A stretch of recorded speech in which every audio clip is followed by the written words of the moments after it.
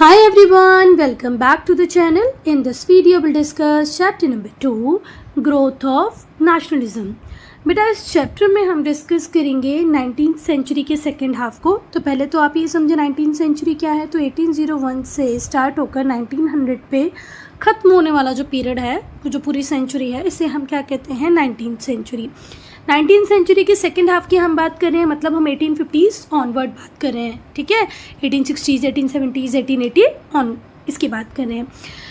Nationalism का मतलब होता है बेटा राष्ट्रवाद। तो हमारी कंट्री में राष्ट्रवाद की ग्रोथ कैसे होती है, कैसे लोगों को एक फील आने लगता है, वो एक कनेक्ट फील करने लगते हैं टुवर्ड्स देयर कंट्री, वो सब हम पढ़ेंगे बेटा। नेशनलिज्म की ग्रोथ होना मतलब लोगों के मन में एंटी इंपीरियल फीलिंग का आना, ब्रिटिशर्स के अगेंस्ट में फीलिंग का आना ही क्या था हमारे लिए नेशनलिज्म, कि भाई हमारा ये राष्ट्र है, हमारा ये नेशन है, हम इसको खुद रूल कर लेंगे, आप अंग्रेज बाहर से आए हो, आप बाहर चले जाओ। दिस इज़ व्हाट नेशनलिज्म है ना। तो हमारी सोसाइटी में भी कुछ प्रॉब्लम्स थी बेटा, तो हमने उन प्रॉब्लम्स को भी एड्रेस किया, साथ ही साथ हमने एंटी ब्रिटिश मूवमेंट्स भी चलाई। तो ऑल इन ऑल बहुत इंटरेस्टिंग है ये चैप्टर, मज़ा आएगा आपको पढ़ने में।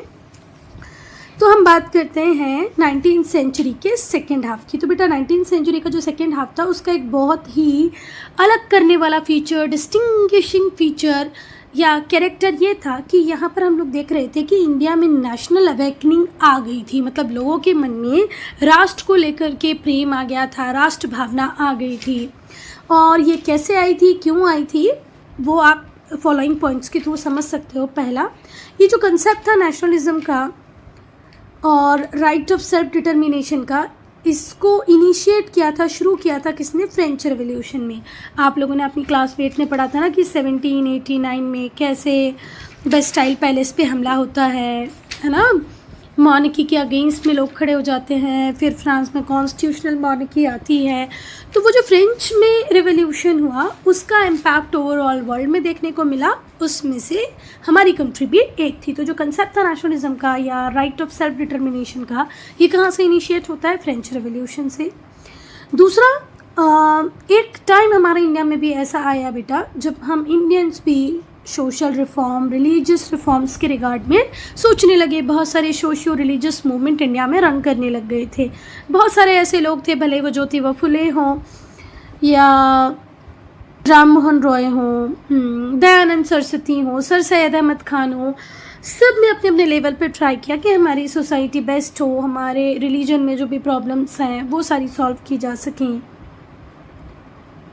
ब्रिटिशर्स ने हमारे इंडिया में बहुत सारे रिफॉर्म किए थे, टेक्नोलॉजिकल अपग्रेडेशन किए थे, भले वो रेलवे का लाना हो, टेलीग्राफ हो, रेडियो हो। तो ये जो मॉडर्नाइजेशन ब्रिटिशर्स ने इंडिया में इंट्रोड्यूस किया था, इंग्लिश एजुकेशन जो इंडिया में उन्होंने इंट्रोड्यूस की थी, उसका ही ऑफ शूट था नेशनलिज्म की फीलिंग, ठीक है। As an offshoot of modernization introduce by British in India. India में जो मॉडर्नाइजेशन आ रहा था, एजुकेशन सिस्टम में जो चेंजेस आ रहे थे, टेलीग्राफ, रेलवे, ये सारी चीज़ें आ रही थी, नेशनलिज्म इसका ही एक ऑफ शूट था, एक ब्रांच थी, धारा थी। बेटा ब्रिटिशर्स ने बहुत सारी ऐसी पॉलिसीज़ बनाई थी इंडिया में कि वो हमारा इकोनॉमिक एक्सप्लॉयटेशन कर रही थी, हमारी जॉब्स को एलिमिनेट कर रही थी, डी इंडस्ट्रियलाइजेशन कर रही थी। जब वो लोग ऐसा कर रहे थे तो हम इंडियंस भी चुप नहीं थे, कुछ ना कुछ रिएक्शन दे रहे थे, ठीक है। और ये जो ट्रेंड्स थे कि हमारा जो रिएक्शन था, उससे हमने देखा कि पॉलिटिकल अवेयरनेस लोगों के मन में जनरेट होने लगी, ठीक है। The political awareness generated by these trends, ये जो ट्रेंड्स थे, हमारा जो रिएक्शन था, उससे हमने देखा कि पॉलिटिकल अवेयरनेस जनरेट हुई। और पॉलिटिकल अवेयरनेस जनरेट होने से हमने देखा हमारे इंडिया के डिफरेंट पॉकेट्स में बहुत सारे पॉलिटिकल एसोसिएशंस बनने लगे, ठीक है। इंडियन नेशनल कांग्रेस भी उनमें से एक ही था। इंडिया के डिफरेंट पॉकेट्स में हर व्यक्ति ट्राई कर रहा था कि हमें यार पॉलिटिकली थोड़ा सा पावरफुल बनना चाहिए और उसके बनने के लिए हमें पॉलिटिकल एसोसिएशन बनानी चाहिए, ठीक है बेटा। और ये जो प्रवृत्ति थी, ये जो ट्रेंड था, इस ट्रेंड के अकॉर्डिंग हमने देखा कि हमारी इंडियन नेशनल कांग्रेस का एस्टेब्लिशमेंट होता है। यह प्रवृत्ति जो थी, इस ट्रेंड के कारण ही हमने 1885 में देखा कि इंडिया में इंडियन नेशनल कांग्रेस बन जाती है ना। और इंडियन नेशनल कांग्रेस के बनने के बाद ही हम देखते हैं कि इंडिया में फॉर्मल बिगिनिंग होती है किसकी, पूरी तरीके से ऑर्गेनाइज्ड नेशनल मूवमेंट तो चल रहे थे, पर बेटा प्रॉपर ऑर्गेनाइजेशन नहीं होता था, प्रॉपरली वो ऑर्डरली ऑर्गेनाइज नहीं होते थे। तो जब इंडियन नेशनल कांग्रेस बन गई तब हमने देखा कि एक नई शुरुआत होती है कि अब हम नेशनल मूवमेंट तो करेंगे पर प्रॉपर प्लानिंग के साथ करेंगे। यहाँ पर ये जो वर्ड कल्मिनेटेड है, इसका मतलब है बिल्कुल इकट्ठा होकर चरम तक पहुँच जाना, हाइट दे देना। तो दिस ट्रेंड कल्मिनेटेड, ये जो ट्रेंड थे, ये जो प्रवृत्ति थी, जब ये इतनी बहुत ऊंचाई तक पहुँच गई, हाइट इसने ले ली, चरम तक जब ये पहुँच गई, तब हमने देखा कि इंडियन नेशनल कांग्रेस का बनना संभव हो पाया। कब बना? ये 1885 में। और यहीं से हमने देखा कि एक तरीके से हमने फॉर्मल बिगिनिंग की नेशनल मूवमेंट की, एक प्रॉपर ऑर्गेनाइज तरीके।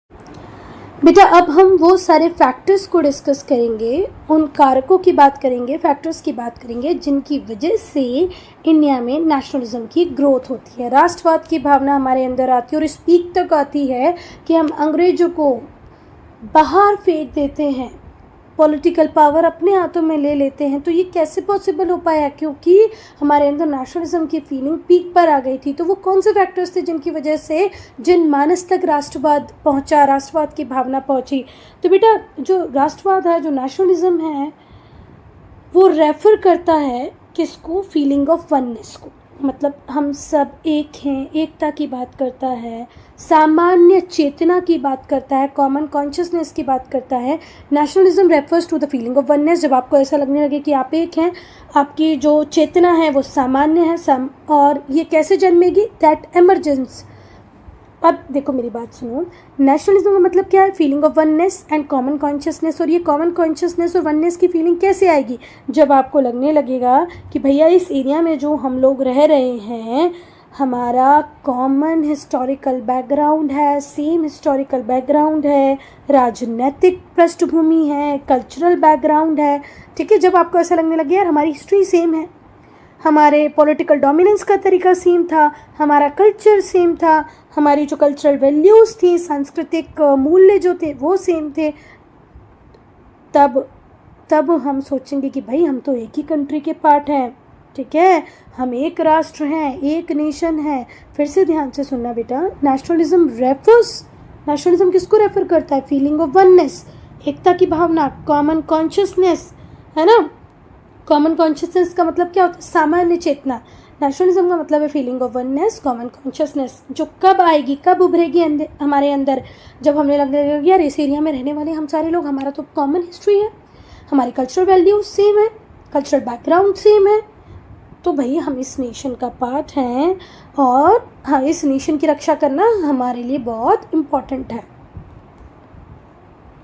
बेटा अगर हम इंडिया की बात करें तो इंडिया का बहुत ही लंबा चौड़ा सा इतिहास है और बहुत सारी सेंचुरीज़ का इतिहास है, ठीक है। अगर हम सनातन धर्म की बात करें, इंडस वैली सिविलाइजेशन की बात करें, तो हम बहुत एंशिएंट सिविलाइजेशन है, हमारी बहुत लंबी हिस्ट्री है, ठीक है। जब आप अशोक को पढ़ते हो, बुद्धिज़्म को पढ़ते हो, जैनिज़्म को पढ़ते हो, तो ये वो टाइम है बेटा जब क्रिश्चियनिटी एग्जिस्टेंस में भी नहीं आई थी, ठीक है, इस्लाम का नामो निशान नहीं था। तो हमारी हिस्ट्री तो बहुत लंबी है। It was never a one nation, ठीक है, ये कभी एक नेशन नहीं रहा, इसमें बहुत सारी किंगडम्स हुआ करती थी, ठीक है। जब आप अशोक को पढ़ते हो तो आप देखते हो ना कि अशोक मगध पे रूल करता था, फिर उसने कलिंग के साथ लड़ाई की थी, तो कलिंग का रूलर अलग हुआ करता था, है ना। ऐसे जब हम समुद्रगुप्त को पढ़ते हैं तो उनकी पॉलिसीज़ अलग अलग थी डेक्कन के लिए। तो बात वही है कि भाई ये कभी भी एक नेशन नहीं था, एक राष्ट्र नहीं था, पर इसमें बहुत सारी किंगडम्स हुआ करती थी। हाउएवर टाइम्स व्हेन, एक ऐसा टाइम था जब बहुत बड़ा पोर्शन जो इंडियन सब कॉन्टिनेंट का था वो अंडर वन एम्पायर था, ठीक है। जैसे जब अशोक के रूल की बात करो, चंद्रगुप्त के रूल की बात करो, या मुग़ल एम्पायर की बात करो, तो दिल्ली सल्तनत की बात करो, तो हम देखते हैं कि ये कुछ ऐसे राजा रहे हैं जिन्होंने इंडिया के मैक्सिमम पार्ट को कंट्रोल किया है। फिर से ध्यान से सुनो, इंडिया की बहुत लंबी हिस्ट्री है, बहुत सेंचुरी पीछे तक आप जाते जाओगे, इतिहास ख़त्म ही नहीं होने वाला। हम कभी भी एक नेशन तो नहीं थे, बहुत सारी किंगडम्स मिलकर इंडिया बनाती थी। पर एक ऐसा टाइम भी था बेटा जब इंडियन सब कॉन्टिनेंट का एक बहुत बड़ा पार्ट एक एम्पायर के अंदर आता था।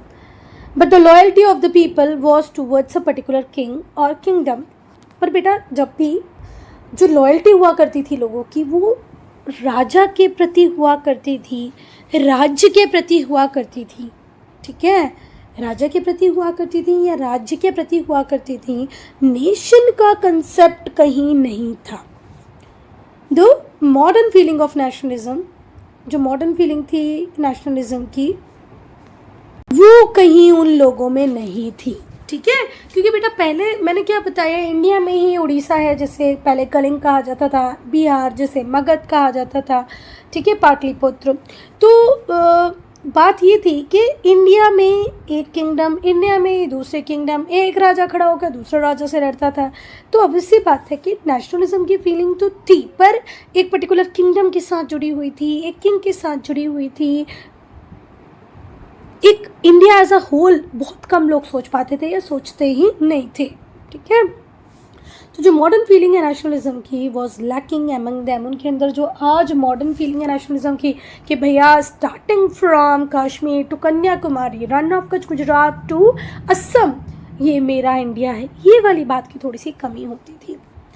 पर ये भी एमर्ज हुआ, कब एमर्ज हुआ? Under British rule. जब ब्रिटिशर्स रूल करने लग गए तब हमारे अंदर ये मॉडर्न नेशनलिज्म भी आ गया, जिसकी पहले कभी कमी थी पर फिर आ गया। और ये किसके रिएक्शन में आया? ब्रिटिश रूल के रिएक्शन में आया, ठीक है। जब हमने देखा कि बहुत सारे कॉमन जो इंडियन सिटीजन्स थे, इंडियन पीपल थे, उनके कॉमन मैटर्स पे क्लैशेस होने लगे ब्रिटिशर्स के साथ। ब्रिटिशर्स की जो इकोनॉमिक पॉलिसी थी वो कश्मीर के लिए भी सेम थी, तो डेक्कन के लिए भी सेम थी, गुजरात के लिए भी सेम थी। तो गुजरात तो उस टाइम खैर था ही नहीं। तो बात यह है कि जब कॉमन पॉलिसीज़ बनी तो लोगों की कॉमन प्रॉब्लम्स हुई तो हम एक हो गए। क्लियर है? बेटा प्रीवियस चैप्टर में, मतलब लास्ट चैप्टर में पढ़ा है कि इंडियंस ने रेसिस्ट किया किसको? ब्रिटिश रूल को, शुरुआत से ही। भले ही वो 1757 में हुआ बैटल ऑफ प्लासी हो या 1764 में हुआ बैटल ऑफ बक्सर, ये 1857 में हुआ फर्स्ट वॉर ऑफ इंडिपेंडेंस। हम हमेशा से ब्रिटिश को अपोज करते आए हैं। 1757 battle of Plassey, 1764 battle of Buxar, 1857 first war of independence. हम ब्रिटिश को हमेशा से ही रेसिस्ट अपोज करते आए हैं। पर ये जो रेसिस्टेंस था वो लोकलाइज था, स्कैटर्ड था। भाई जब बैटल ऑफ प्लासी हो रहा था तो अकेले बंगाल लड़ रहा था, बैटल ऑफ बक्सर हो रहे थे तो अवध, बंगाल और दिल्ली लड़ रहे थे। जब 1857 का फर्स्ट वॉर ऑफ इंडिपेंडेंस हुआ तो साउथ उसमें अनटच था, बहुत सारे पंजाब का जो बड़ा सा एरिया था वो उससे अनटच था। मतलब छोटे छोटे पॉकेट्स में होता था, स्कैटर्ड होता था, पूरे इंडिया वाइज कुछ भी नहीं होता था। तो जो रेसिस्टेंस था उसका नेचर कैसा था बेटा? Localised, scattered. It was undertaken by the deposed chiefs. बेटा वो चीफ्स जिनसे पावर छीन ली गई थी, जिनसे किंगडम छीन लिया गया था, वो लोग करते थे रेसिस्टेंस। उनके जो डिसेंडेंट होते थे, उनके जो बच्चे वगैरह होते थे, जो रिलेशंस होते थे, ज़मींदार होते थे, एक्स सोल्जर्स होते थे, ये सब करते थे, है ना।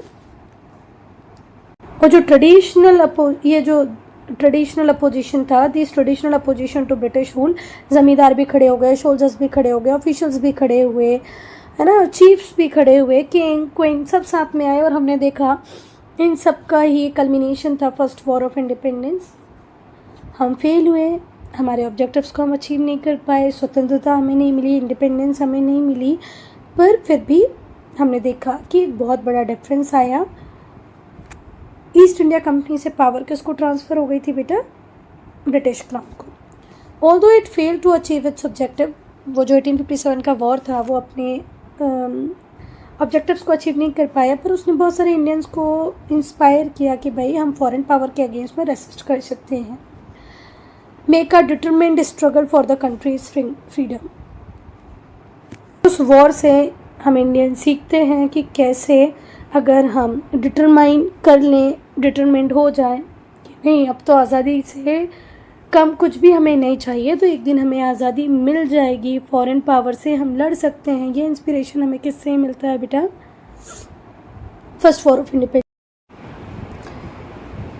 तो बेटा फॉरेन रूलर्स अगर अच्छे होते हैं ना तो शायद नेशनल सेंटिमेंट हमारे अंदर कभी आता ही नहीं। पर ये वेरी नेचर, ट्रू नेचर ही था फॉरेन रूल का, जिन्होंने इतनी एक्सप्लॉयटेटिव पॉलिसीज़ बनाई कि जिसके रिजल्ट में हम लोगों के अंदर क्या जागी, नेशनलिस्टिक सेंटीमेंट्स। जब हमने देखा यार मैं भी परेशान हूँ, ये भी परेशान है, ये भी परेशान है, और परेशान करने वाले कौन है? अकेले ब्रिटिशर्स। तो हमारे अंदर नेशनलिस्टिक सेंटीमेंट जागे, किसके अंदर? इंडियंस के अंदर, हमारे अंदर। और ऐसी कंडीशंस बनी। कंड्यूसिव का मतलब होता है बेटा हेल्प करने वाली, ठीक है, मेकिंग समथिंग हैपन। तो ऐसी कंडीशन बनी ब्रिटिश पॉलिसीज़ के कारण कि हमारे इंडिया में पावरफुल नेशनल मूवमेंट का राइज हुआ और ग्रोथ हुई। अगर ब्रिटिशर्स हमारे ऊपर इतना अत्याचार नहीं करते ना, तो हो सकता है हम कभी उनसे लड़ने के लिए खड़े ही ना होते। तो जो सेकेंड हाफ था ना बेटा 19th सेंचुरी का, वहाँ पर हमने देखा कि इमरजेंस होता है, राइज होता है किसका? नेशनल पॉलिटिकल कॉन्शियसनेस का। हमारे अंदर राजनीतिक कॉन्शियसनेस आती है, चेतना आती है, नेशनलिज्म की बहुत स्ट्रॉन्ग फीलिंग आती, भाई मेरी कंट्री है, मैं मेरी कंट्री के लिए लड़ूंगा, अंग्रेज़ों को बाहर फेंक दूंगा। बहुत सारे फैक्टर्स थे जिन्होंने कंट्रीब्यूट किया नेशनलिज्म के ग्रोथ के लिए। कहाँ पर? अब हम पढ़ेंगे इकोनॉमिक एक्सप्लॉयटेशन को, आर्थिक शोषण को। बेटा बहुत सारे फैक्टर्स रहे जिनकी वजह से हम ब्रिटिशर्स से लड़ने के लिए तैयार हुए।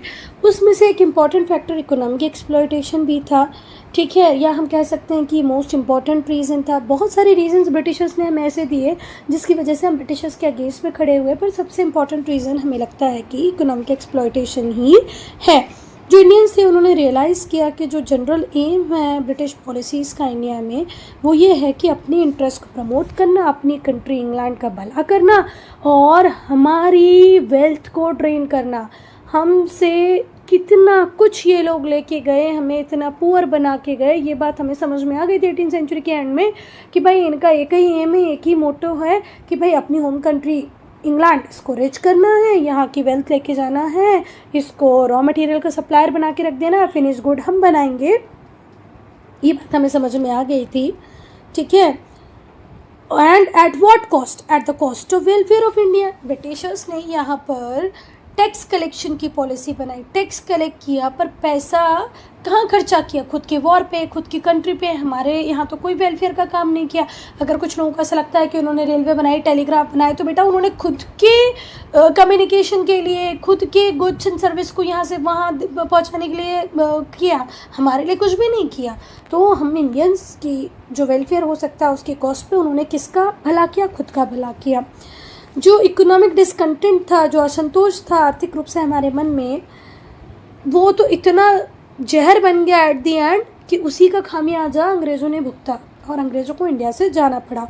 तो पहले हम पढ़ेंगे, तो बेटा सबसे पहले हम पढ़ेंगे हमारे पीजेंट्स को, हमारे किसान भाइयों को, हमारे फार्मर को। ये सबसे बड़े विक्टिम रहे शायद ब्रिटिश कॉलोनियल पॉलिसीज़ के। कैसे?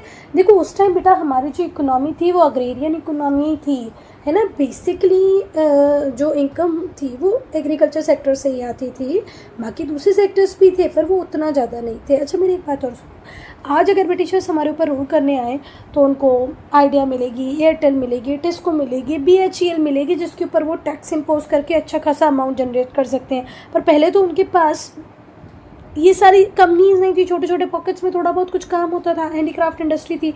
तो जो मेजर सोर्स ऑफ अर्निंग था उनके लिए वो था एग्रीकल्चर सेक्टर। तो किसानों पे मन माना टैक्स लगा देते थे। और ये जो एक्सऑर्बिटेंट, मतलब जो बहुत हाई जो टैक्स इम्पोज किया जाता था किसानों पे, है ना, उससे किसान इतना ज़्यादा परेशान थे कि कहीं ना कहीं वो फंस जाते थे बेचारे। किस चक्कर में फंस जाते थे? मनी लेंडर्स, लाला, साहूकार, जो उधार देने वाले लोग होते होंगे ना। अगर आप लोगों ने पुष्पा मूवी देखी होगी तो नहीं झुकेगा नहीं साला वाली पुष्पा मूवी, तो उसमें भी देखा होगा ना, उसकी मम्मी भी कर्जा ले लेती है और वो जो लाला साहूकार होता है वो उनको आके दुनिया भर की बातें सुनाता है। तो वैसे ही बेचारे किसान भाई अपनी ज़मीन बचाने के लिए, क्योंकि भाई अगर हम अंग्रेज़ों को टैक्स नहीं देंगे तो वो हमसे ज़मीनें छीन लेंगे, और वो ज़मीनें नहीं जाए इसके लिए क्या करते थे? लोन ले लेते थे मनी लेंडर्स से, लैंड लॉस थे और उनके चक्करों में फंस जाते थे बेचारे। तो वो तो बहुत ही ज़्यादा बड़े विक्टिम थे। अब हम सेकंड पढ़ेंगे हमारे आर्टिशंस और हमारे क्राफ्ट पर्सन। जो ब्रिटिश इकोनॉमिक पॉलिसीज़ थी वो इंडियन ट्रेड और इंडस्ट्री के अगेंस्ट में थी। इंडियंस को ब्रिटिशर्स या इंग्लैंड से कैसे देखना चाहता था, ईस्ट इंडिया कंपनी कैसे देखना चाहती थी, मियर सप्लायर ऑफ रॉ मटेरियल। वो चाहते थे इंडिया में कुछ प्रोड्यूस ना हो, कोई इंडस्ट्री डेवलप ना हो, कोई ट्रेड ना हो, बस ये खेती किसानी करें, हमें रॉ मटेरियल दें, फिनिश प्रोडक्ट हम बनाएंगे, ऐसा अंग्रेज चाहते थे।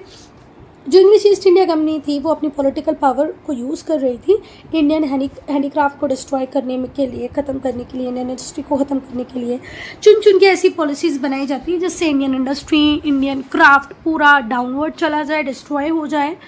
और वो देखना चाहते थे इंडिया को as a source of raw material, कि भाई इंडिया एक ऐसी कॉलोनी बन के रह जाए हमारी जो हमें रॉ मटेरियल सप्लाई करते रहे हमारी इंडस्ट्रीज़ के लिए, जो हमने ब्रिटेन में, हमारे इंग्लैंड में बड़ी बड़ी जो इंडस्ट्रीज़ लगा रखी हैं ना, उसके लिए रॉ मटेरियल का काम करे कौन, इंडिया। रॉ मटेरियल देता जाए बस, और हमारे लिए एक बड़ा मार्केट बन के रह जाए। किसका मार्केट, फिनिश्ड प्रोडक्ट का। कॉटन थ्रेड हमसे लेते, कॉटन क्लॉथ वो बनाते और उसको फिर हम ही को बेच देते।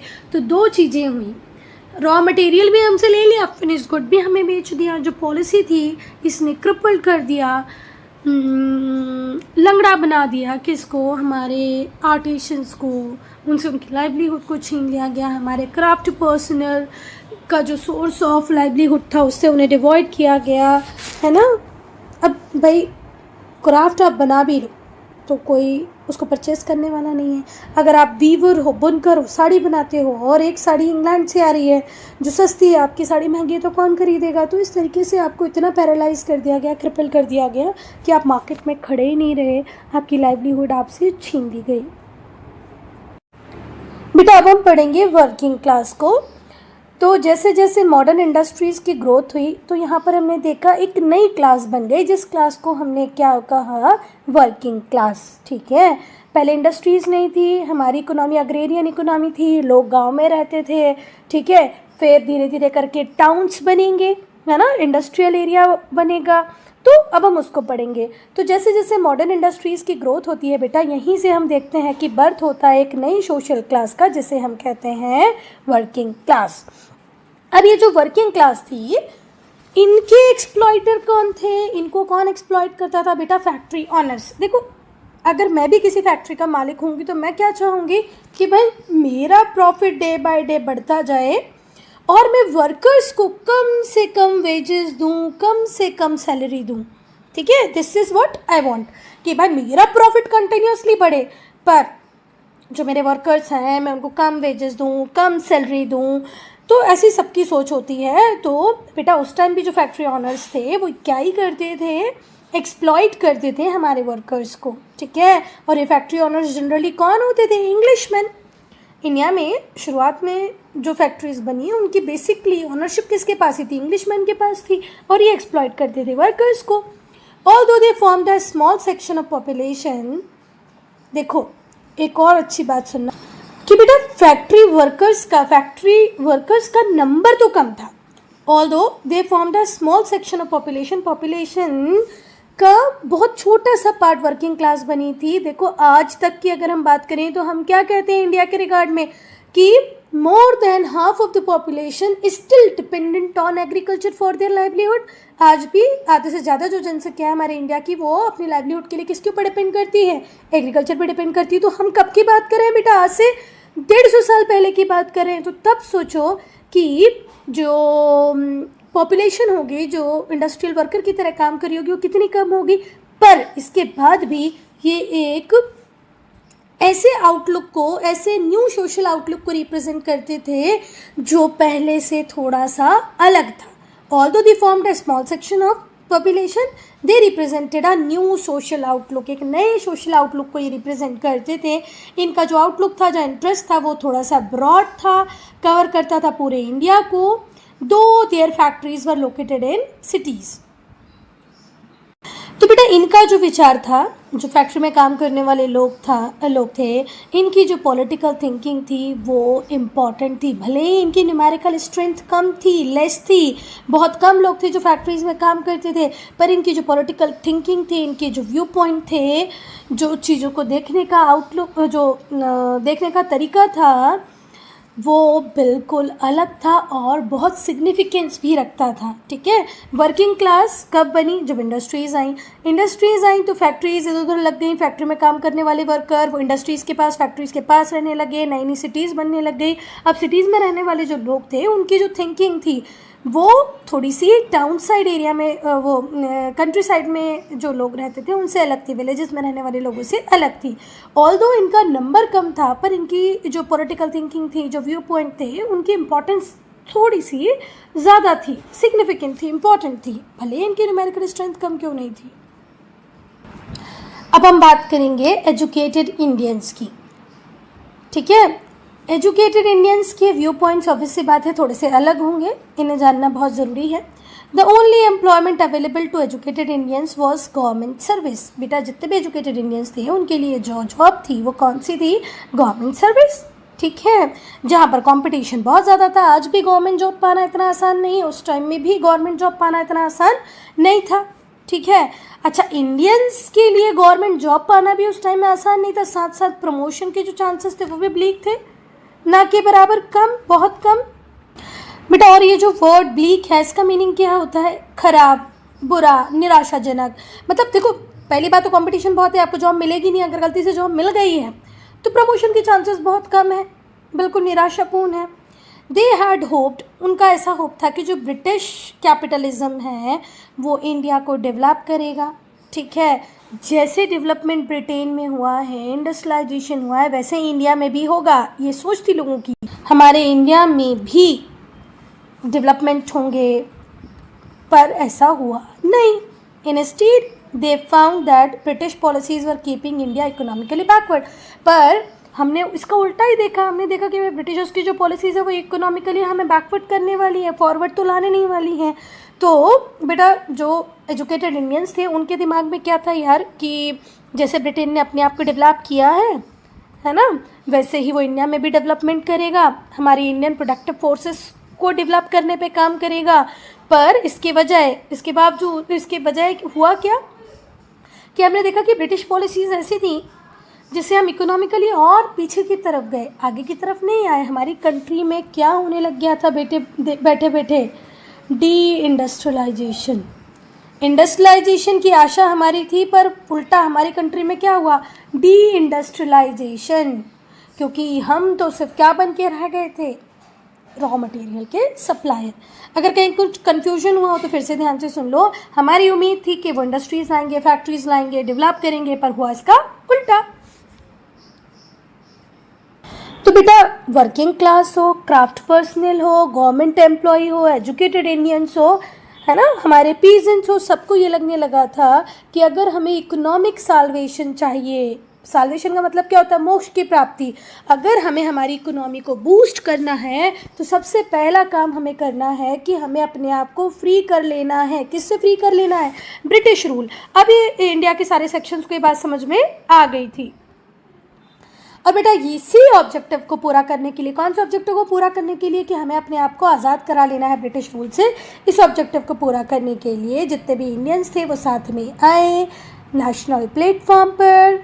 ठीक है, और इस प्रोसेस में हमने देखा कि जो स्पिरिट थी नेशनलिज्म की, उसे एक पावरफुल स्टिमुलस मिला। बेटा ये जो पावरफुल स्टिमुलस है, इसकी जगह आप स्ट्रॉन्ग मोटिवेशन भी बोल सकते हैं। ठीक है, तो ये जो प्रोसेस थी ना, जब हम सब लोग मिलकर एक नेशनल प्लेटफॉर्म पे आए तो हमने देखा कि यहीं पे नेशनलिज्म की जो स्पिरिट थी उसको एक स्ट्रॉन्ग मोटिवेशन, एक पावरफुल स्टिमुलस मिला। अब हम पढ़ेंगे रिप्रेसिव कॉलोनियल पॉलिसीज़। बेटा कॉलोनियल पॉलिसीज़ मतलब वो पॉलिसीज़ जो ब्रिटिशर्स बना रहे थे। अब रिप्रेशन का मतलब क्या होता है? दमन करना। नहीं, हाँ, दमन करना ही होता है। क्या रिप्रेशन का मीनिंग क्या होता है? दमन करना। ठीक है, तो जो कॉलोनियल पॉलिसीज़ थी वो कैसी थी? दमनकारी थी। ठीक है, रिप्रेसिव थी।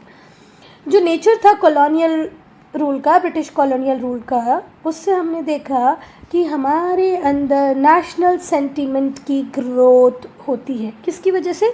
ब्रिटिश कॉलोनियल रूल की वजह से। अगर ब्रिटिशर्स हमें खुश रखते, हमारे लिए फेवर में काम करते रहते, तो क्या अभी कभी हम उनसे आज़ादी लेने का सोचते? कभी हम उनके खिलाफ लड़ते? बिल्कुल नहीं लड़ते, है ना। तो जो नेचर था ब्रिटिश कॉलोनियल रूल का, जिस तरीके से ब्रिटिश हमारे ऊपर रूल कर रहे थे, वही एक कारण बना, उसी ने मदद की हमारी कि हमारी कंट्री में नेशनल सेंटिमेंट की ग्रोथ होती है। हम इंडियन सोचने लगते हैं अरे यार ये अंग्रेज़ तो बहुत बुरे हैं, कितना हमारा एक्सप्लॉयटेशन कर रहे हैं, हमें इनको इंडिया से बाहर भगा देना चाहिए। बेटा ब्रिटिशर्स इंडिया इसलिए थोड़ी ना आए थे कि उन्हें इंडिया को डेवलप करना था, इंडिया के डेवलपमेंट के ऊपर काम करना था। वो तो आए इंडिया में इसीलिए थे कि उन्हें अपनी कंट्री का भला करना था। तो ब्रिटिश ने कनकर किया था इंडिया को अपने खुद के ओन इंटरेस्ट को प्रमोट करने के लिए, ठीक है। और इसीलिए उन्होंने रिप्रेसिव पॉलिसीज़ का यूज़ किया, ठीक है, हमारे अगेंस्ट में।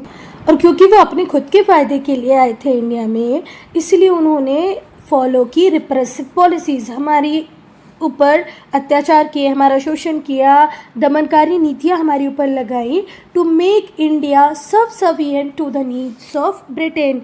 ब्रिटेन की जितनी भी नीड्स है उसको हम पूरा करें, है ना, ब्रिटेन की नीड के हिसाब से काम करें। सबसर्विएंट का मीनिंग होता है बेटा किसी की बातों को ओबे करना, ठीक है, आज्ञा मानना, जी हजूरी करना। तो उन्होंने इतनी रिप्रेसिव पॉलिसीज़ फॉलो की कि हमें मजबूर कर दिया कि हम ब्रिटिशर्स की हमें हाँ मिलाते जाएं, उन्हें ओबे करते जाएं, उनकी जी हजूरी करते जाएं और ब्रिटेन की नीड्स को पूरा करें। ये जो पॉलिसीज़ थी वो मेजर बैरियर बन गई, रुकावट बन गई। और इसकी वजह से हमारी इंडिया में ना ही तो इकोनॉमिक मतलब आर्थिक, सोशल मतलब सामाजिक, कल्चरल मतलब सांस्कृतिक, इंटेलेक्चुअल तो आप सबको पता होगा, पॉलिटिकल डेवलपमेंट नहीं हो पाया। बैरियर बनने का मतलब क्या होता है? रुकावट। तो ये जो पॉलिसीज़ थी, ये जो दमनकारी नीतियाँ थी, ये बैरियर की तरह काम करी हम इंडियंस के लिए, ठीक है। ना ही तो हमारे इकोनॉमिक डेवलपमेंट हो पाया, ना ही तो हम सोशली डेवलप हो पाए, कल्चरली इंटेलेक्चुअली भी नहीं हो पाए, ठीक है। कहीं ना कहीं हमारे ओवरऑल डेवलपमेंट को रोक के रखा। किसने रोक के रखा बेटा? ब्रिटिश पॉलिसीज़ ने। और बेटा ऐसी ही कुछ रिप्रेसिव पॉलिसीज़, देखो हमने क्या पढ़ा कि ये जो रिप्रेसिव पॉलिसीज़ थी ये हमारे लिए बैरियर का काम कर रही थी, रुकावट का काम कर रही थी, ना ही तो हम इकोनॉमिकली डेवलप होने दे रही थी, ना ही तो सोशली, ना ही कल्चरली।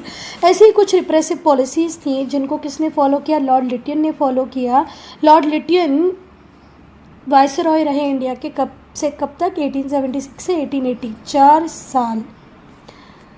1876 से 1884 ईयर्स वायसरॉय रहे लॉर्ड लिटियन इंडिया के। और ये किसकी तरह काम कर रहे थे? एक्टेड एज कैटलिस्ट, है ना, for the growth of nationalist movement in India.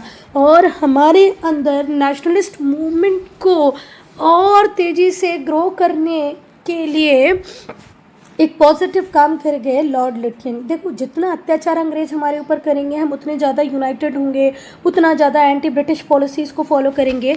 तो लॉर्ड लिटियन ने किया तो वो सारा कुछ जिससे हमारा सप्रेशन हो रहा था, रिप्रेशन हो रहा था, पर इन 4 सालों में उन्होंने हमें बहुत ज़्यादा यूनाइट कर दिया, नेशनल मूवमेंट को एक बूस्ट दिया।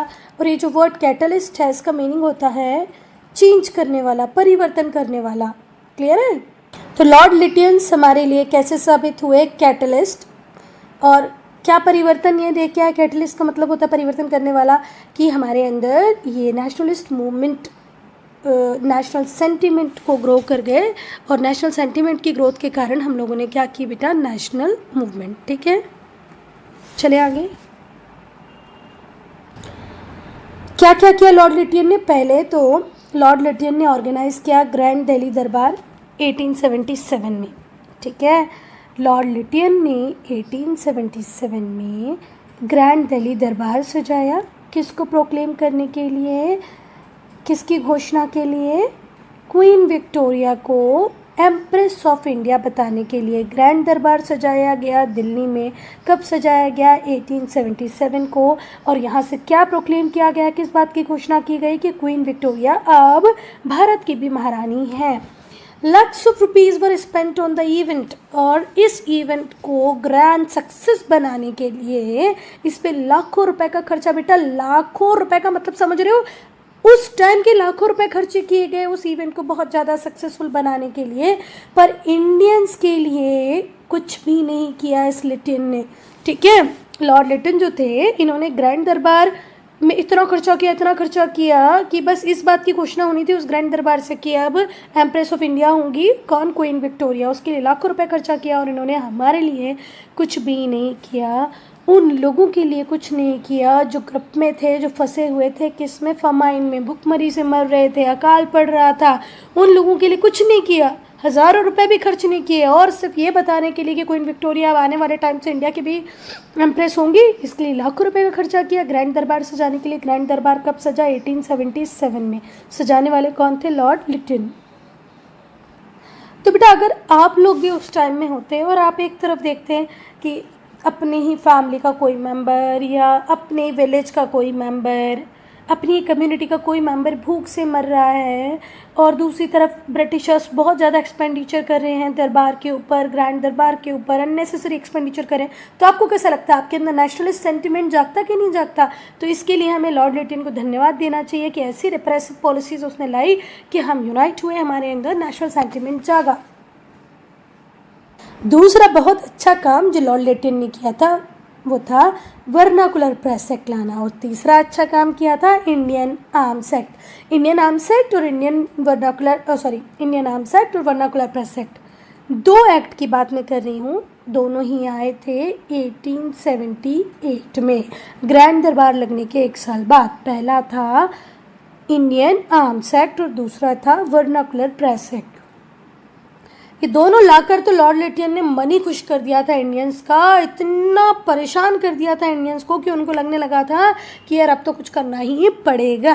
चलो, तो जो वर्नाकुलर प्रेस एक्ट था वो कहता था कि भाई जितने भी वर्नाकुलर पेपर्स हैं वो गुजराती में आने वाले, मराठी में आने वाले और किसी भी भाषा में आने वाले, वो किसी भी ऐसे मटेरियल को पब्लिश नहीं करेंगे जो ब्रिटिश गवर्नमेंट के अगेंस्ट में कुछ लिखेगा।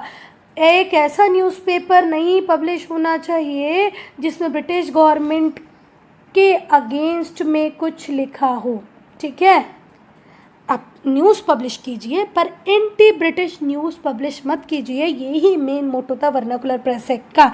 अगर आप कुछ ऐसा लिखते हो तो आपकी पूरी की पूरी प्रॉपर्टी कॉन्फिस्केट कर ली जाएगी। जितने बड़े एरिया में आप न्यूज़पेपर की प्रेस चलाते हो ना, जहाँ पर आप न्यूज़पेपर पब्लिश करते हो, वो सब आपसे छीन लिया जाएगा।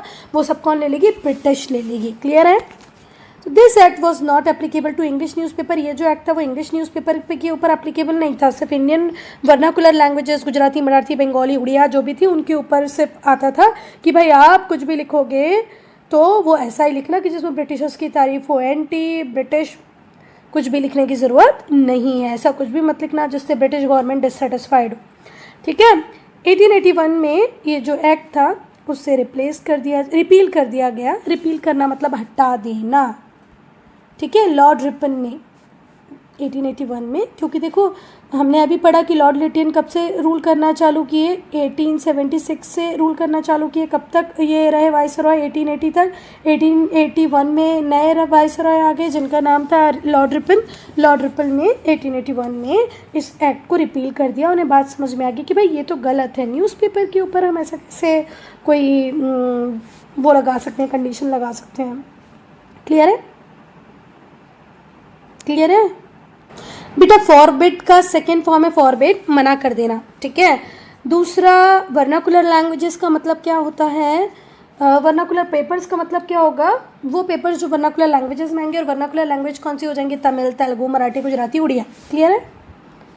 अब हम पढ़ेंगे Indian arms act. Indian arms act ये कहता था कि अगर कोई भी भारतीय, कोई भी इंडियन किसी भी आर्म को, किसी भी शस्त्र को, भले वो तलवार हो, कटारी हो, छेना हो, हथौड़ी हो, किसी को भी अगर अपने पास रखता है बिना लाइसेंस के, पिस्टल रखता है, कोई भी एक ऐसा हथियार रखता है अपने साथ जो किसी को हार्म पहुंचा सकता है, तो ये क्रिमिनल ऑफेंस होगा। अगर आपको रखना है तो पहले आप लाइसेंस लो, और लाइसेंस ब्रिटिशर्स आपको इजीली देंगे नहीं। तो इंडियन आर्म्स एक्ट कब पास हुआ? 1878 में। वर्नाकुलर प्रेस एक्ट भी कब पास हुआ? 1878 में। इंडियन आर्म्स एक्ट क्या कहता था कि कोई भी इंडियन कोई भी आर्म्स को, कोई भी शस्त्र को अपने पास नहीं रखेगा, और अगर रखेगा तो उसको उसके लिए लाइसेंस लेना पड़ेगा, ठीक है। और ये एक्ट ब्रिटिशर्स के ऊपर लागू नहीं होता था, ब्रिटिश के ऊपर लागू नहीं होता था। वो तो पिस्तौल, जो भी कुछ अस्त्र शस्त्र अपने साथ रखना चाहे रख सकते थे, हम बेचारे, हमें नहीं रखने दिया जाता था। चलो नेक्स्ट, फिर लॉर्ड लिटियन ने क्या किया, जो मैक्सिमम एज थी इंडियन सिविल सर्विस, आज जो आप यूपीएससी का एग्ज़ाम देते हैं ना, आप मतलब बड़े होकर जिसको देना होगा वो देगा, तो आज जैसे यूपीएससी है, पहले ऐसे ही चलता था आईसीएस, ठीक है। तो जो इंडियन सिविल सर्विस का एग्जामिनेशन था उसकी एज पहले 21 हुआ करती थी, बाद में उसको कम करके उन्होंने कितना कर दिया, 19 ईयर कर दिया। तो जो मैक्सिमम एज लिमिट थी इंडियन सिविल सर्विस एग्जामिनेशन में अपेयर होने की, उसको 21 से 19 कर दिया, ठीक है। और ये एग्ज़ाम सिर्फ और सिर्फ लंदन में होती थी, एज लिमिट और कम कर दी। तो अब ये बड़ी प्रॉब्लम हो गई थी इंडियंस के लिए कि एक तो एग्ज़ाम देने लंदन में जाना पहले मुश्किल काम था, अब एज और कम हो गई, तो भाई इंडियंस तो इस एग्ज़ाम में अपेयर ही नहीं कर पाएंगे, बेचारे गरीब, है ना। लंदन जाना ही बड़ी बात थी, एक तो अब एज और कम हो गई है तो और मुश्किल हो गया है। चलो फिर नेक्स्ट लॉर्ड लिटियन ने क्या किया, देखो यूपीएससी समझ में आ गया ना। आज का यूपीएससी आप अपने स्टेट के, अपने डिस्ट्रिक्ट में, सिटी में बैठ के एग्जामिनेशन दे सकते हो। पहले इस एग्जामिनेशन के लिए आपको कहाँ जाना पड़ता था, लंदन। आज एज बार बहुत एक्सटेंडेड है बेटा, उस टाइम की एज बार सुनो, पहले 21 था, 21 से भी हटा के उसको कितना कर दिया, 19। ये क्या किसने था, लॉर्ड लिटियन ने। लॉर्ड लिटियन ने इम्पोर्ट ड्यूटीज़ को रिमूव कर दिया। देखो ये रहा बेचारा हमारा इंडिया, और ये रहा यूरोप, और यूरोप का ये रहा इंग्लैंड। इंग्लैंड से कितना भी गुड इंडिया में आएगा उसके ऊपर कोई ड्यूटी नहीं लगेगी, पर हमारा गुड अगर इंग्लैंड जाएगा तो उस पर भर भर के टैक्स ड्यूटीज़ लगा दी जाती थी। तो लॉर्ड लिटियन जो थे, इन्होंने इम्पोर्ट ड्यूटीज़ को रिमूव कर लिया, बिल्कुल हटा लिया। किससे, कॉटन टेक्सटाइल से, जिससे कि ब्रिटिश क्लॉथ इंडस्ट्री फ्लरिश करे, ठीक है, at the cost of nascent Indian textile industry. देखो बेटा, हमारा गुड वहाँ जा रहा है तो उस पर टैक्स लग रहा है, पर उनका गुड इंडिया में आ रहा है तो उसके ऊपर से सारी इम्पोर्ट ड्यूटीज़ हटा ली। अब क्या हुआ, वहाँ तो इंडस्ट्रियलाइजेशन हो चुका था, वहाँ से सस्ता सस्ता गुड इंडिया में आएगा, और Indian industry, Indian textile industry उस टाइम नसेंट थी, मतलब अपनी ग्रोइंग स्टेज में थी, ठीक है, स्टार्टिंग स्टेज में थी, ठीक है। हमारे यहाँ ऐसा नहीं था कि वीविंग का काम अभी शुरू हुआ था, वीविंग का काम तो पहले से होता आ रहा था, पर अब हमने भी उसको थोड़ा सा मॉडर्न टच दिया था। तो भैया हमारी जो नेसेंट इंडस्ट्री थी वो कॉम्पीट नहीं कर पा रही थी उस गुड के साथ जो इम्पोर्ट ड्यूटी के लगाए बिना इंडिया में आ जा रहा था, और वहाँ बड़ी बड़ी फैक्ट्रीज और इंडस्ट्रीज़ में बन रहा था, जिसकी प्राइस थी थोड़ी सी कम। फिर से ध्यान से सुनो, लॉर्ड लिटियन ने इम्पोर्ट ड्यूटीज़ को हटा लिया इंडिया से। किस पे से, कॉटन टेक्सटाइल पे। किसके बेनिफिट के लिए हटाया, कि भाई हमारी ब्रिटिश इंडस्ट्री फ्लरिश करेगी, कपड़ा ला ला के यहाँ बेचते जाओ, at the cost of nascent Indian textile industry. और उन्होंने किसकी कॉस्ट पे ये काम किया, हमारी इंडस्ट्रीज़ को बढ़ने नहीं दिया। उस टाइम हमारी इंडस्ट्रीज़ ग्रोइंग स्टेज में ही थी बेटा। इस पार्ट का ये लास्ट टॉपिक है, इल्बर्ट बिल कंट्रोवर्सी। उसके बाद हम नेक्स्ट पार्ट में डिस्कस करेंगे। सीपी इल्बर्ट जो थे वो लॉ मेंबर थे वाइसरॉय काउंसिल के। वाइसरॉय काउंसिल के एक लॉ मेंबर होते थे सीपी इल्बर्ट। इन्होंने एक बिल बनाया जिससे पॉपुलरली क्या कहा गया, इल्बर्ट बिल। कब बनाया, 1883 में, ठीक है। अच्छा फिर से मुझे बताओ कि ग्रैंड दरबार कब लगा था, 1877 में। Arms act, vernacular press act कब आए थे, 1878 में। इल्बर्ट बिल कंट्रोवर्सी कब हुई, 1883 में, ठीक है। तो 1883 में इल्बर्ट एक बिल लेके आ गए।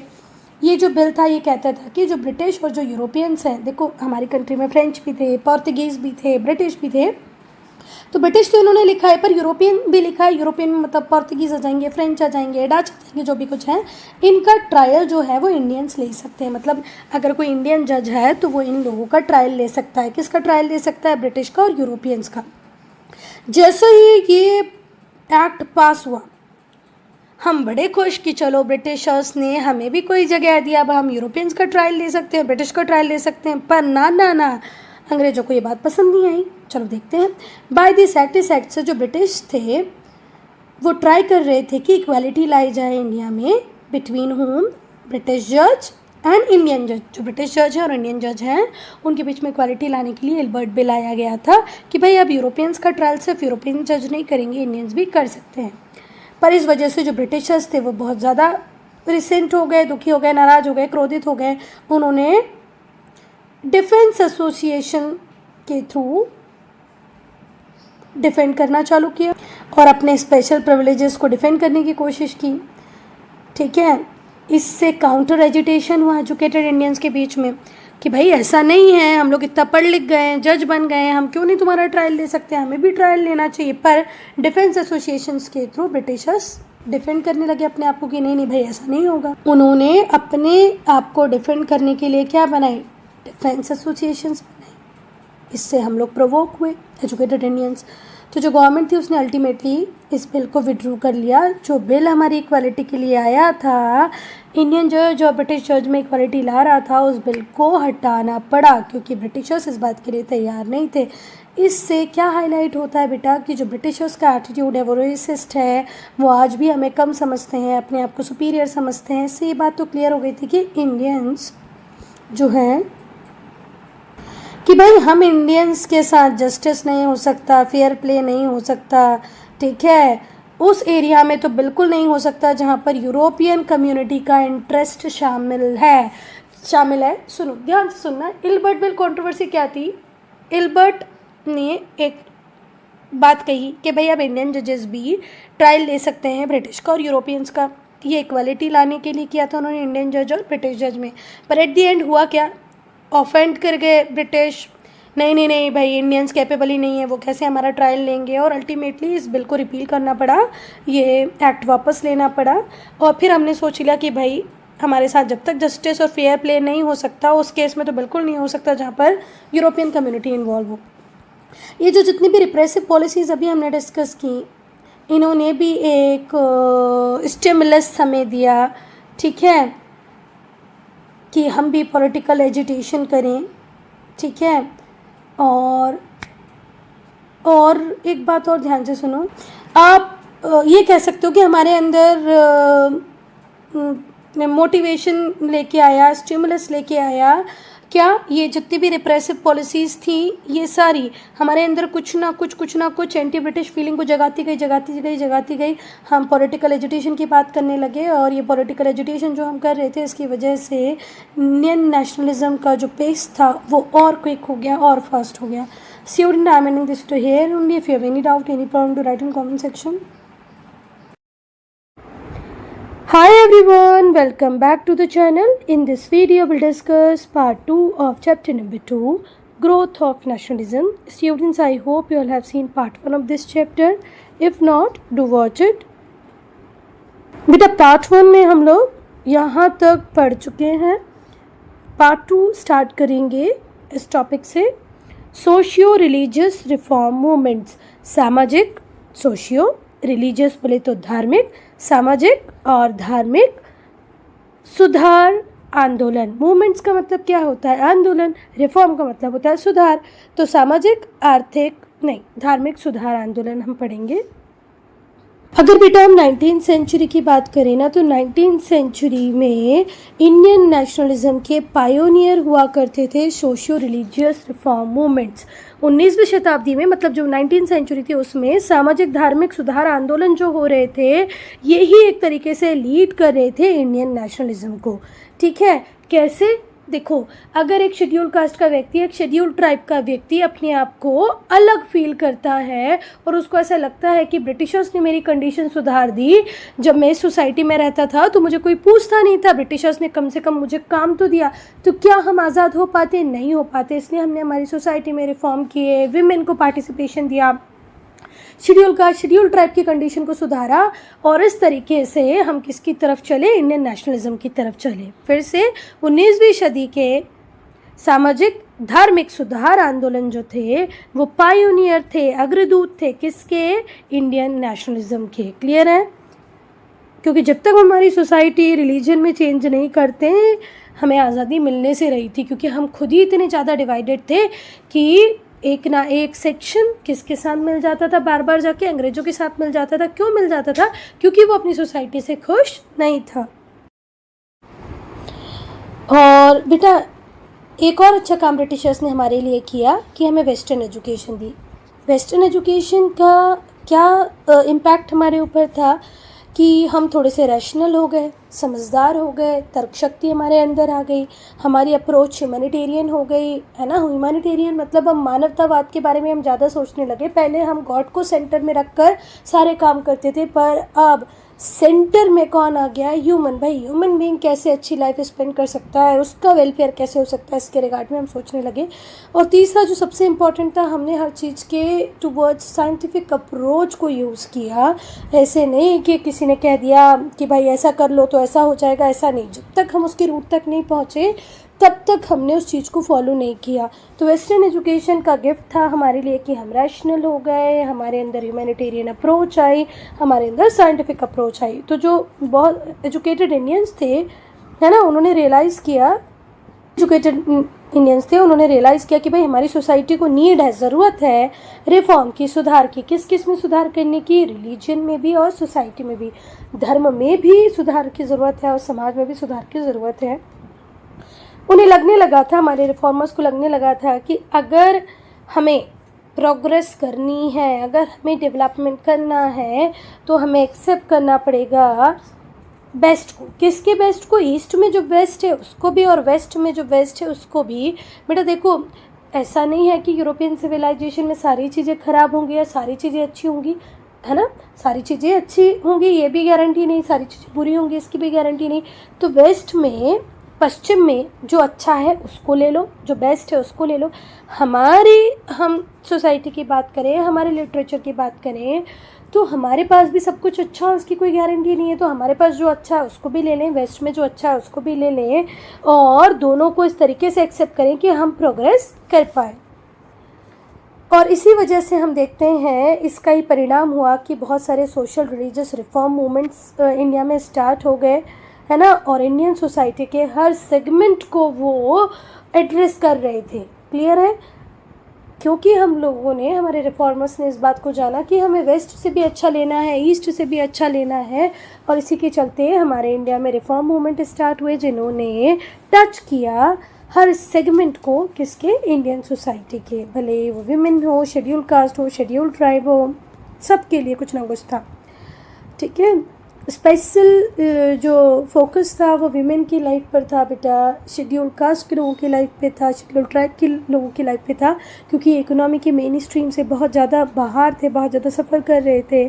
सोशल स्पेयर में ये जो मूवमेंट्स थी, ये किसके लिए काम कर रही थी बेटा? कास्ट सिस्टम को अबलिश करने के लिए, क्योंकि कास्ट सिस्टम सोसाइटी में रहेगा तो सोसाइटी में इनइक्वालिटी रहेगी। तो इक्वालिटी लाना है तो कास्ट सिस्टम को ख़त्म करो। चाइल्ड मैरिजेस बंद होनी चाहिए, छोटे छोटे बच्चों की शादी कर देते हैं। तो इसके दो रिपरकशंस देखे हमने कि उस टाइम हमारा इन्फेंट मोर्टालिटी रेट बहुत ज़्यादा था।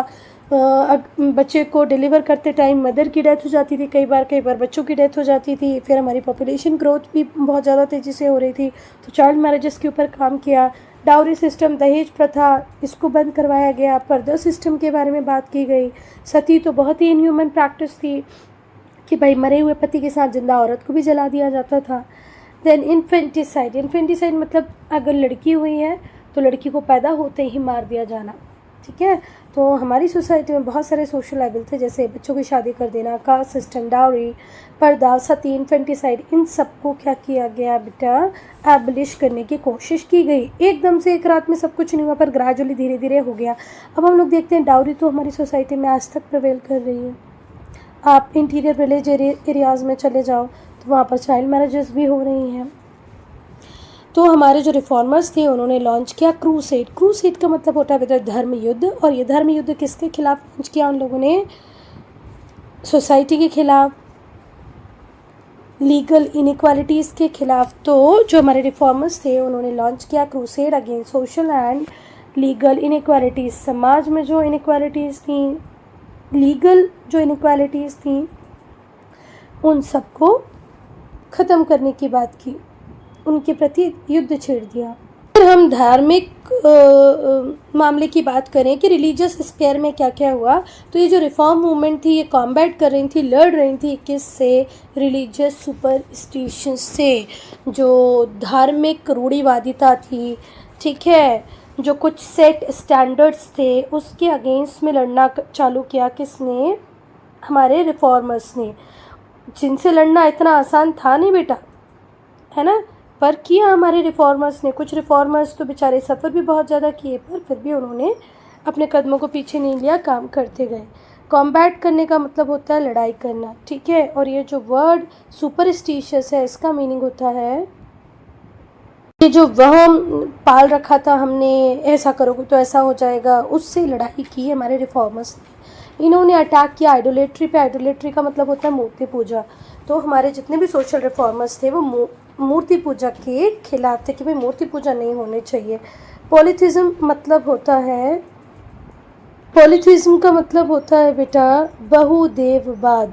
मतलब हमारी सोसाइटी में बहुत सारे देवी और देवता है ना, कोई इस देवी को पूज रहा है, कोई उस देवता को पूज रहा है, तो ये बहुदेववाद है ना, वो नहीं होना चाहिए।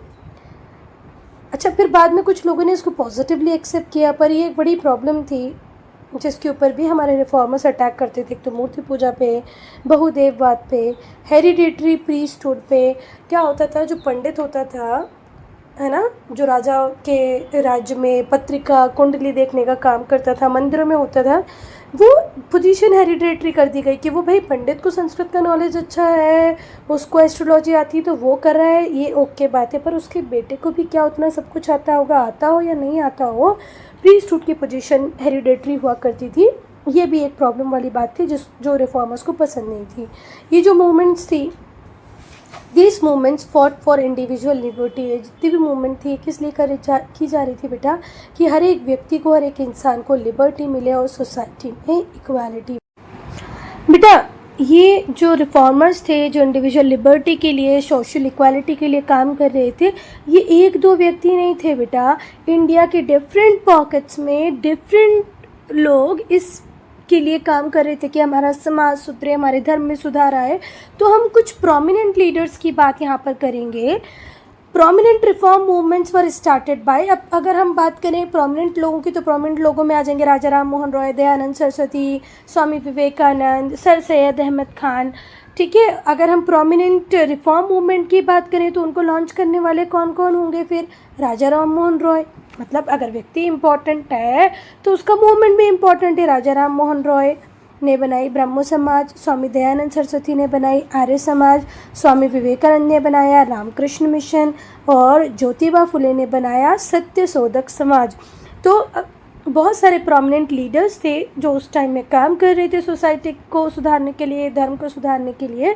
उसमें से कुछ थे राजा राम मोहन रॉय, स्वामी दयानंद सरस्वती, विवेकानंद, ज्योतिबा फुले, और इनके जो रिफॉर्म मूवमेंट्स थे वो थे ब्रह्म समाज, आर्य समाज, रामकृष्ण मिशन और सत्य शोधक समाज।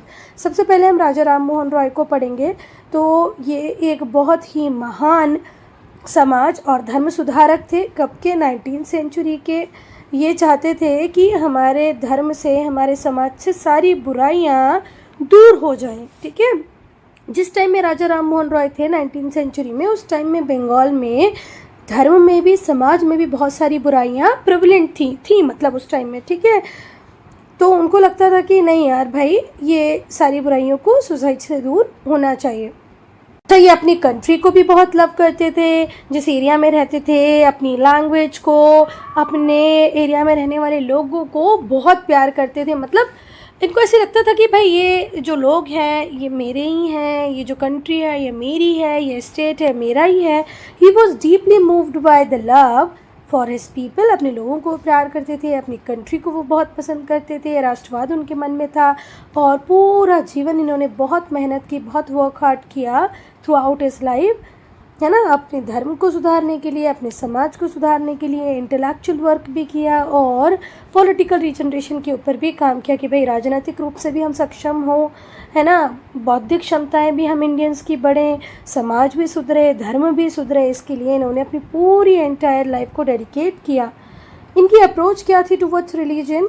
तो जो राजा राम मोहन रॉय थे वो बहुत बड़े ह्यूमनिस्ट थे, मतलब मानवतावादी थे, मानव को सेंटर में रख के सोचते थे, ठीक है। और ये चाहते थे कि सारे ही धर्मों में यूनिटी बनी रहे, जितने भी धर्म हैं उन सब में एकता हो।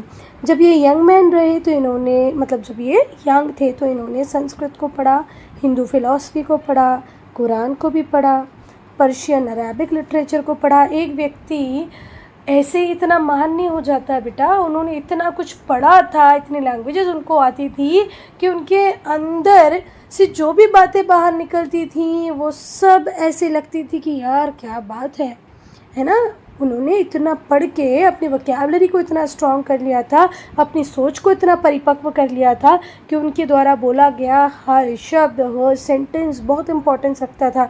तो जब ये यंग थे तो इन्होंने संस्कृत और हिंदू फिलॉसफी को पढ़ा, इन्होंने कुरान को पढ़ा, पर्शियन अरेबिक लिटरेचर को पढ़ा, इन्होंने इंटेंसिव स्टडी की, वेस्टर्न थॉट और कल्चर किया। वैसा नहीं कि सिर्फ पर्शियन, अरेबिक, हिंदू और संस्कृत पढ़ी, इन्होंने वेस्टर्न कल्चर, वेस्टर्न थॉट्स के रिगार्ड में भी बहुत रिसर्च की।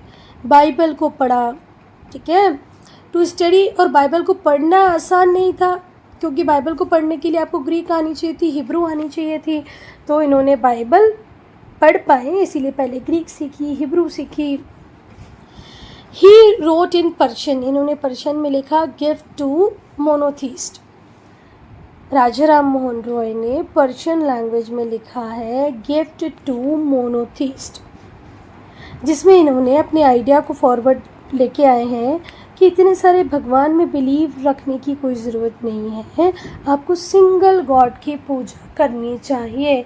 हम हिंदुओं में तो ये पॉसिबल नहीं है भाई, हमारी विद्या की देवी सरस्वती हैं, है ना, तो हमें हर संकट से बचाने वाले हनुमान जी हैं। पर राजा राम मोहन रॉय की सोच अलग थी, वो मोनोथिज्म में बिलीव करते थे, एकांतवाद, एक ही भगवान होना चाहिए, ठीक है। उनका ये आइडिया था कि बहुत सारे भगवानों की अलग अलग तरीके से पूजा नहीं होनी चाहिए, वो इसके अगेंस्ट में थे। वो चाहते थे पूजा हो सिर्फ एक और एक भगवान की। उनका ये भी बिलीव था, या ऐसे बोलो कि एंशियंट टेक्स्ट पढ़कर उनका ये बिलीव बना था। अब दोनों सेंटेंस में से क्या बहुत ज़्यादा सही है उस पर हम नहीं जाएंगे। हो सकता है राजा राम मोहन रॉय ने जब वैदिक लिटरेचर को पढ़ा तब उनकी ऐसी सोच बनी हो, है ना, या उनकी ऐसी सोच हो तो उन्होंने कोट करते हुए अपनी सोच को सही साबित करने के लिए उन्होंने वैदिक रेफरेंसेस दिए हों। ही स्ट्रांगली हेल्ड द व्यू, उनका बहुत स्ट्रॉन्ग ये व्यू था कि जो प्रिंसिपल एंशियंट टेक्स्ट है, हमारे जो वेद हैं, पुराण हैं हिंदूज़ के, उसमें मोनोथिज्म की बात की गई है, ठीक है। वो जितने भी ऋषि मुनि थे वो एक ही भगवान की बात करते थे, वर्शिप ऑफ वन गॉड की बात करते थे। 1850 में इन्होंने आत्मीय सभा को बनाया। 1815 में 1815 में इन्होंने स्टार्ट किया या बनाया किसको, आत्मीय सभा को, जो हमेशा कंटिन्यूस स्ट्रगल करती रही अगेंस्ट वर्शिप ऑफ आइडल, मूर्ति पूजा के अगेंस्ट में काम करने वाली जो ऑर्गेनाइजेशन थी वो थी आत्मीय सभा।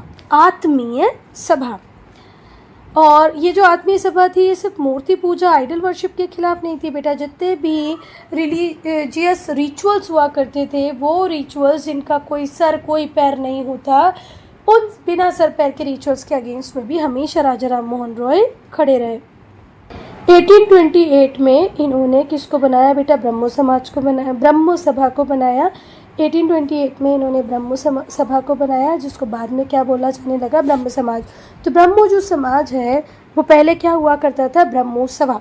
1828 में इन्होंने क्या बनाया, ब्रह्मो सभा, बाद में उसी को रीनेम कर दिया गया ब्रह्मो समाज।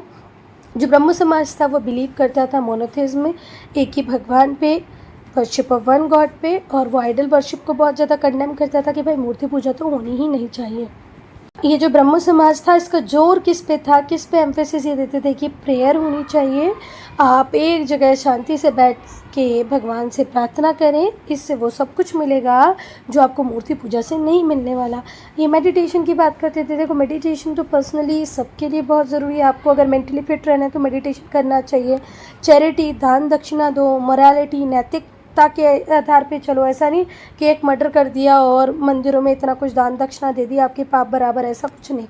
तो ये राजा राम मोहन रॉय चैरिटी की बात करते थे, प्रेयर की बात करते थे, मेडिटेशन की बात करते थे, और वो चाहते थे कि जो बॉन्ड है यूनिटी का वो और ज़्यादा स्ट्रेंथन हो और ज़्यादा मजबूत हो between man of all religion और क्रीड्स। जितने भी धर्म हैं, जितने भी पंथ हैं, उनमें रहने वाले जितने भी लोग हैं, ये आपस में मिलजुल कर रहें, यूनिटी में रहें, इनके यूनिटी का बॉन्ड और ज़्यादा मजबूत और स्ट्रेंथन हो, ऐसा चाहते थे राजा राम मोहन रॉय। अब हम समाज में इन्होंने क्या सुधार किए, सोशल रिफॉर्म्स को पढ़ेंगे तो राजा राम मोहन रॉय ये जो कास्ट सिस्टम था उसकी जो रिजिडिटी थी उसके बिल्कुल अगेंस्ट में थे कि एक कास्ट का व्यक्ति पढ़ पाएगा, दूसरे कास्ट का व्यक्ति नहीं पढ़ेगा, एक कास्ट का व्यक्ति यहाँ से पानी लेगा तो दूसरे कास्ट का व्यक्ति वहाँ से पानी लेगा।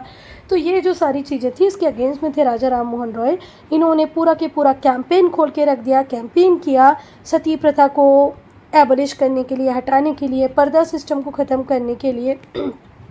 और बेटा आज हमारी कंट्री से सती हटी है तो वो सिर्फ़ और सिर्फ राजा राम मोहन रॉय के कारण ही। राजा राम मोहन रॉय ने बिना डरे पहले तो सती को अपोज किया, फिर विलियम बेंटिक के साथ मिलकर 1829 में सती को पूरी तरह बैन करा दिया। पर्दा सिस्टम के खिलाफ ये बोले। पॉलीगैमी को इन्होंने कंडेम किया। पॉलीगैमी मतलब एक हस्बैंड की जब 2, 4, 5 वाइफ होती है तो उसे कहते हैं पॉलीगैमी। इन्हें पॉलीगैमी भी सही नहीं लगती थी। इन्होंने कहा कि बच्चों की शादियाँ नहीं होनी चाहिए, उसे भी डिस्करेज किया। और ये बहुत ज़्यादा एडवोकेट करते थे इस बात को कि विडोज़ जो विधवा औरतें हैं उनको रीमैरी, वापस से मैरिज करने का राइट होना चाहिए। बेटे देखो पहले छोटी छोटी लड़कियों की तो शादी कर दी जाती थी। बहुत सी बातें, छोटी सी लड़की है बहुत जल्दी वो विधवा हो गई तो वो दोबारा शादी क्यों नहीं करे, उसकी शादी होनी चाहिए। और ये राजा राम मोहन रॉय के एफर्ट्स ही थे जिसकी वजह से विलियम बेंटिक ने इस बात को माना, समझा। उस टाइम के जो गवर्नर जनरल हुआ करते थे इंडिया के, और एक लॉ पास कर दिया कब 1829 में, और सती को इलीगल घोषित कर दिया कि अगर अब कोई व्यक्ति किसी से सती प्रथा का पालन करवाएगा तो उसे पनिश करेगा कौन, लॉ, कानून के द्वारा वो पनिशेबल होगा। वो स्ट्रांगली सपोर्ट करते थे विमेन राइट को। राजा राम मोहन रॉय को लगता था कि औरतों के पास उनके राइट्स होने चाहिए। वो इस बात से बहुत ज़्यादा दुखी थे, इस बात को बहुत ज़्यादा कंडेम करते थे, उसकी आलोचना करते थे, बुराई करते थे कि आप औरतों का सब्जुगेशन करें, औरतों का दमन करें, औरतों को घरों में कोई पावर ना दें। इस बात के बिल्कुल अगेंस्ट थे राजा राम मोहन रॉय। वो विमेन के स्टेटस को कंट्री में, दुनिया में, समाज में, धर्म में बड़ा देखना चाहते थे, है ना। वो औरतों को जो स्टेटस मिला हुआ था उस टाइम में उससे कहीं आगे देखना चाहते थे। तो उन्होंने कहा कि प्रॉपर्टी में इनहेरिटेंस का राइट जो हिंदू सक्सेशन अमेंडमेंट एक्ट 2005 में आया, उसकी बात 150-200 साल पहले 19th सेंचुरी में कौन कर चुके थे, राजा राम मोहन रॉय। राजा राम मोहन रॉय का स्ट्रांगली कहना था कि अगर औरतों की पोजीशन को आपको सोसाइटी में बढ़ाना है तो उन्हें इनहेरिटेंस का राइट दे दो। अगर उनके पास प्रॉपर्टी होगी तो ऑटोमेटिकली उनके पास थोड़ी सी पावर आ जाएगी। अब हम बात करेंगे pioneer of Indian journalism. Indian journalism के भी अग्रदूत रहे राजा राम मोहन रॉय। जर्नलिज्म आप सबको जानते होंगे, ये जो हमारे रिपोर्टर्स वगैरह होते हैं, जर्नलिस्ट होते हैं, उसकी बात करें हम तो जो राजा राम मोहन रॉय हैं वो स्टॉन्च नेशनलिस्ट थे, बड़े ही पहुँचे हुए राष्ट्रवादी तो थे ही थे। बेटे जो वर्ड स्टॉन्च इसका मतलब होता है कट्टर, तो वो कट्टर राष्ट्रवादी तो थे ही थे। इंडियन जर्नलिज्म के भी अग्रदूत थे, पायोनियर थे। इन्होंने बहुत सारे जर्नल्स को लेके आए, बंगाली में, इंग्लिश में, हिंदी में, पर्शियन में। और ये क्यों लेके आए, इन्होंने क्यों लिखना स्टार्ट किया, जिससे कि साइंटिफिक मतलब वैज्ञानिक, लिटरेरी, पॉलिटिकल नॉलेज इंडियंस तक पहुँचे, पब्लिक ओपिनियन रेज किया जाए, ठीक है, करंट इंटरेस्ट के टॉपिक्स वगैरह पे, लोगों की क्या पॉपुलर डिमांड्स हैं, लोग क्या चाहते हैं, उनकी ग्रीवियंसेस, उनकी परेशानियां क्या हैं, वो सब ब्रिटिश गवर्नमेंट के सामने रखा जाए। तो इन्होंने लिखना स्टार्ट किया, बहुत सारे जर्नल्स स्टार्ट किए, बंगाली में भी, इंग्लिश में, हिंदी में, पर्शियन में। और क्यों, क्योंकि ये साइंटिफिक, लिटरेरी और पॉलिटिकल नॉलेज को स्प्रेड करना चाहते थे। कहते थे कि जो करंट इंटरेस्ट के टॉपिक हैं उसमें लोग पार्ट लें, है ना, और जो पॉपुलर डिमांड्स है लोगों की वो सरकार के सामने रख दी जाए। क्या हो रहा है भाई, ये जो नया सिस्टम आया है ना बिल्कुल सही नहीं है। लोगों की पॉपुलर डिमांड्स को ब्रिटिश गवर्नमेंट के सामने रखा जा सके, लोगों की परेशानियों को ब्रिटिश गवर्नमेंट के सामने रखा जा सके, इसलिए जनरल लेके आए इन्होंने। बेटा जो राजा राम मोहन रॉय थे उन्होंने एक वीकली न्यूज़पेपर निकाला जिसका नाम था संवाद कॉमेडी, ये था बंगाली भाषा में। उसके अलावा मिरातुल अखबार भी पब्लिश किया जिसकी भाषा थी पर्शियन। तो राजा राम मोहन रॉय का वीकली न्यूज़पेपर बंगाली लैंग्वेज में कौन सा था, संवाद कॉमेडी। मिरातुल अखबार किस भाषा में था, पर्शियन भाषा में था। अब हम बात करेंगे पॉलिटिकल राइट्स की। तो अगर कोई व्यक्ति जिसने पॉलिटिकल राइट्स की पहली बार इंडिया में बात की हो वो राजा राम मोहन रॉय थे। राजा राम मोहन रॉय इनिशिएटर थे, शुरुआत करने वाले थे किसकी? पब्लिक एजुटेशन की। पब्लिक एजुटेशन की अगर किसी ने इंडिया में डिमांड की तो वो किसने की थी? राजा राम मोहन रॉय। एजिटेशन, ठीक है। पब्लिक एजुटेशन की शुरुआत करने वाले, उसको इनिशिएट करने वाले राजा राम मोहन रॉय थे। इन्होंने डिमांड किया कि हमें पॉलिटिकल राइट्स मिले, दूसरे राइट्स मिले। इवन इन्होंने डिमांड किया था कि ईस्ट इंडिया कंपनी के जो ट्रेडिंग राइट्स हैं उन्हें भी एबोलिश कर दिया जाए, ठीक है। And heavy export duties on Indian goods, जो इंडियन गुड्स पे हैवी एक्सपोर्ट ड्यूटीज़ लगाई जा रही हैं वो लगाना बंद कर दिया जाए। ईस्ट इंडिया के ट्रेडिंग राइट्स छीन लिए जाएँ, एबोलिश कर दिए जाए। उन्होंने इस बात को भी बहुत स्ट्रांगली रखा। He also demanded separation of, अच्छा ये यहाँ पर समझ में आ गया बेटा तुम लोगों को कि राजा राम मोहन रॉय जो थे वो इनिशिएटर थे किसके? पब्लिक एजुटेशन के, जिन्होंने डिमांड किया कि भाई पॉलिटिकल और दूसरे राइट्स हमें मिले। इवन इन्होंने डिमांड किया कि एबोलिश हो जाए, क्या एबोलिश हो जाए? ईस्ट इंडिया कंपनी के ट्रेडिंग राइट्स, और ये जो हैवी एक्सपोर्ट ड्यूटीज़ लगाई जाती है इंडियन गुड्स पे वो भी लगना बंद हो जाए। इवन उन्होंने डिमांड किया सेपरेशन हो किसका? एग्जीक्यूटिव और जुडिशरी का, कि भाई वो लोग जो एग्जीक्यूटिव है वो थोड़े से अलग हो किससे? जुडिशरी से। दोनों का काम बिल्कुल अलग आ जाए, दोनों में काम करने वाले लोग बिल्कुल अलग हो जाएं। तो इन्होंने बात की कि एग्जीक्यूटिव और जुडिशरी में सेपरेशन होना चाहिए। Trial by judiciary, judicial equality आए इंडियंस और यूरोपियंस के अंदर, इस बात का ध्यान रखा जाए। और जितनी भी सुपीरियर सर्विसेज हैं, हायर लेवल की सर्विसेज हैं, उनका इंडियनाइजेशन हो, उसमें इंडियन लोगों को ज़्यादा से ज़्यादा लिया जाए। ये चाहते थे एग्जीक्यूटिव और जुडिशरी का सेपरेशन हो। ट्रायल बाय जूरी और जो जुडिशियल इक्वालिटी है वो आए इंडियंस और यूरोपियंस के बीच में, और सुपीरियर सर्विसेज का इंडियनाइजेशन हो, उसमें ज़्यादा से ज़्यादा इंडियन लोग हों। अगर हम बात करें रविन्द्रनाथ टैगोर के शब्दों की, तो राजा राम मोहन रॉय रविन्द्रनाथ टैगोर के हिसाब से इनॉग्रेट करने वाले थे कि इसको मॉडर्न एज को शुरुआत करने वाले, उसे इनॉग्रेट करने वाले रविन्द्रनाथ टैगोर के अकॉर्डिंग कौन ही थे? राजा राम मोहन रॉय। इंडिया में अगर किसी ने इनॉग्रेशन किया है मॉडर्न एज का तो वो राजा राम मोहन रॉय नहीं किया, ऐसा कौन कहते थे? रविन्द्रनाथ टैगोर। और इसीलिए इन्हें इंडियन रेनेसां का फादर भी कहा जाता है। Raja Ram Mohan Roy is also known as father of Indian renaissance movement या Indian renaissance and prophet of Indian nationalism. तो 2-3 उपाधि तो अभी मिल गई कि भैया ये मॉडर्न एज के इनॉग्रेटर थे, इन्होंने इनॉग्रेट किया मॉडर्न एज को, ये इंडियन रेनेसां के फादर थे, और इन्हें प्रॉफिट भी कहा जाता है किसका? इंडियन नेशनलिज्म का। क्लियर है बेटा? अब हम पढ़ेंगे हमारे सेकंड रिफॉर्मर को, जिनका नाम है ज्योतिबा फुले। ये अर्बन एजुकेटेड मेंबर थे पर लो कास्ट से बिलोंग करते थे। ज्योतिबा फुले पढ़े लिखे थे, एजुकेटेड थे, पर ये किससे बिलोंग करते थे बेटा? लो कास्ट से बिलोंग करते थे। इनका जो एजुकेशन था, इनका जो पर्सनल एक्सपीरियंस था, अपने एजुकेशन के बाद, अपने पर्सनल एक्सपीरियंस के बाद इन्होंने ये बात बहुत अच्छे से समझ ली कि जो हिंदू रिलीजन है और जो हिंदू कस्टम्स हैं वो अप टू द मार्क तो नहीं है, है ना, अच्छे तो नहीं हैं। तो फिर से सुनो, his education and personal experience had made him, इनके एजुकेशन ने, इनके पर्सनल एक्सपीरियंस ने इन्हें बना दिया, किस तरीके का बना दिया कि ये बुराइयां करने लगे, ये बुराइयां देखने लगे और दोष निकालने लगे किस में? हिंदू समाज में, हिंदू धर्म में और हिंदू कस्टम्स में। और कोई गलत बात नहीं थी, सही बात थी। सती प्रथा हिंदू धर्म में थी, पर्दा प्रथा हिंदू धर्म में थी, लो कास्ट को पढ़ने हिंदू धर्म में नहीं दिया जाता था। तो ये सारी बातें किसने बताई? ज्योतिबा फुले ने बताई कि भाई ये गलत है, ये गलत है, ये गलत है, ये बुराई है इंडियन सोसाइटी में। क्लियर है?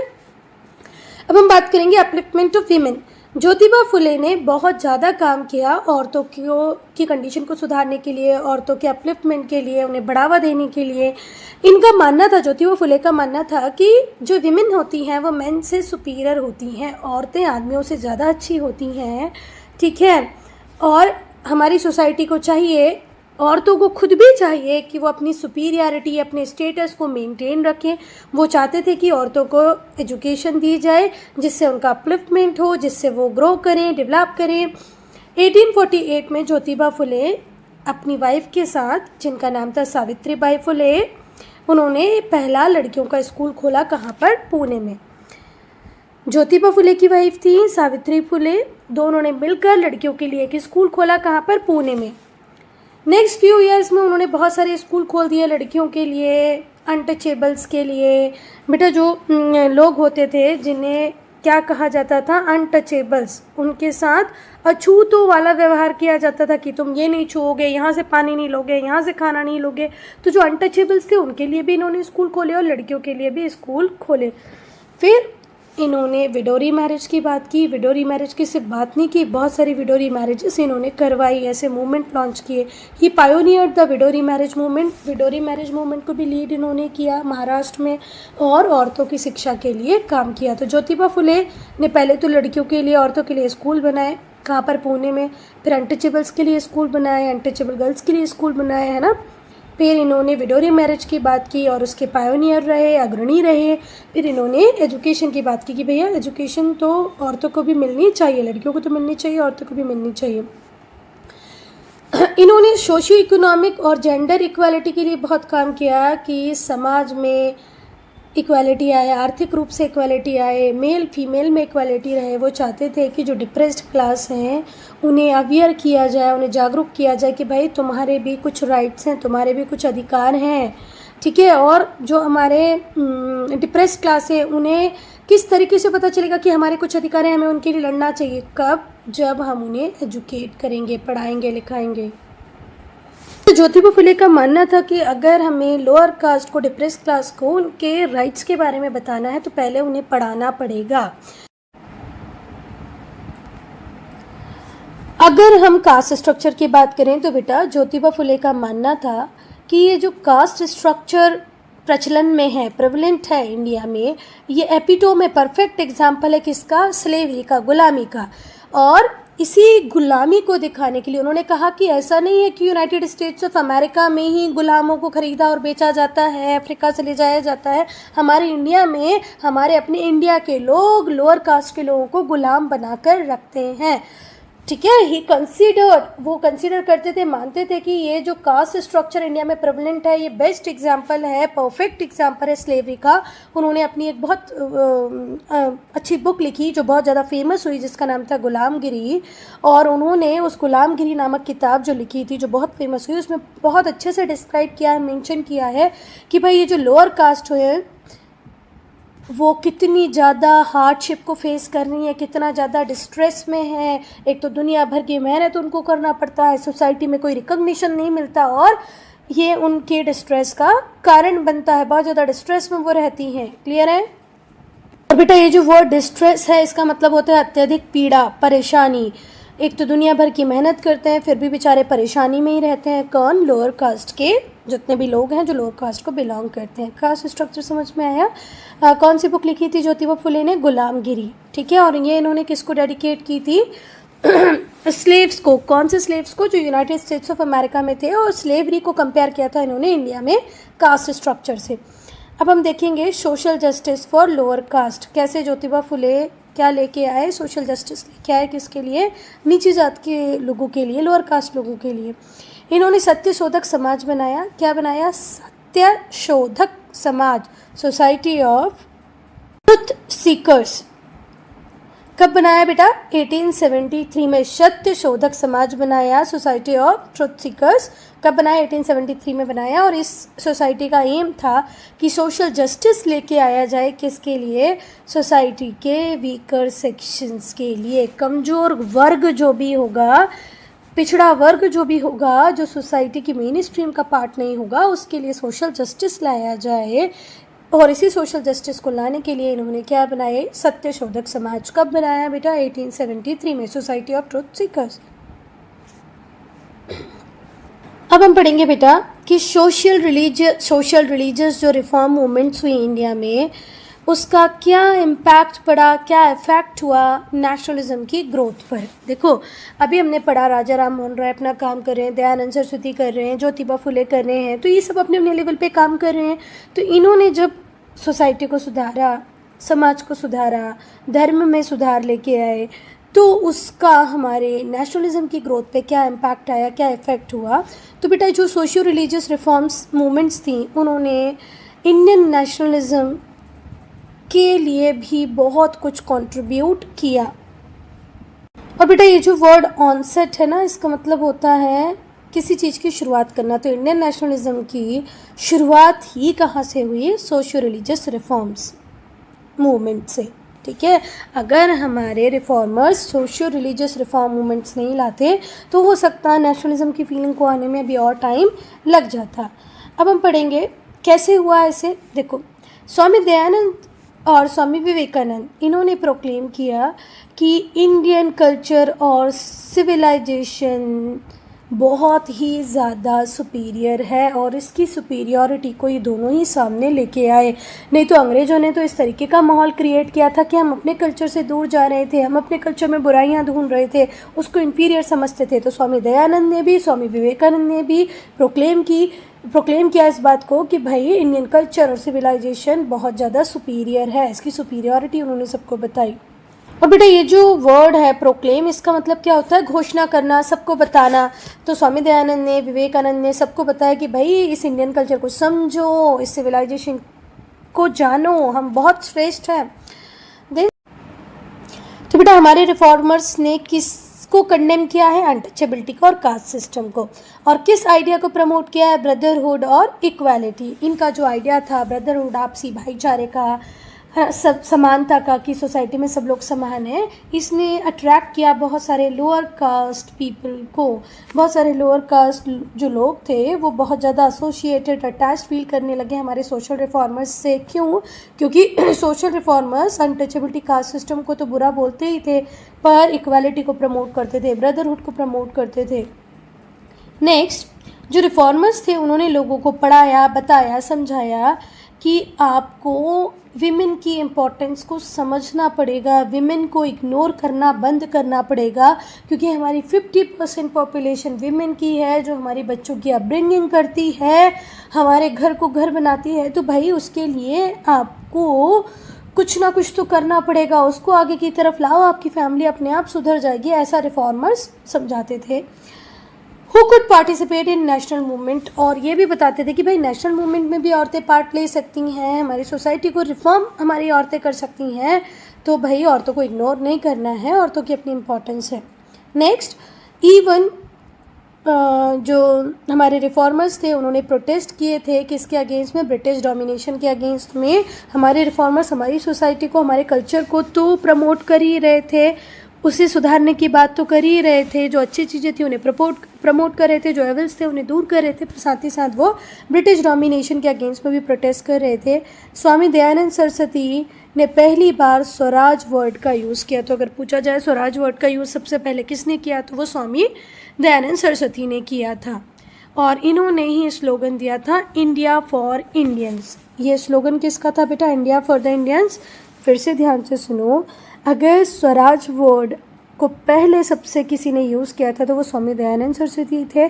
और दूसरा बहुत बड़ी बात स्वामी दयानंद सरस्वती ने कही इंडिया फॉर इंडियंस, कि भाई इंडिया जो है वो इंडियंस के लिए, ये भारत भारतीयों के लिए और किसी के लिए नहीं है। अपने आप में पता नहीं कितने सेंटेंसेस बोल रहा है ये अकेला sentence, India for the Indians.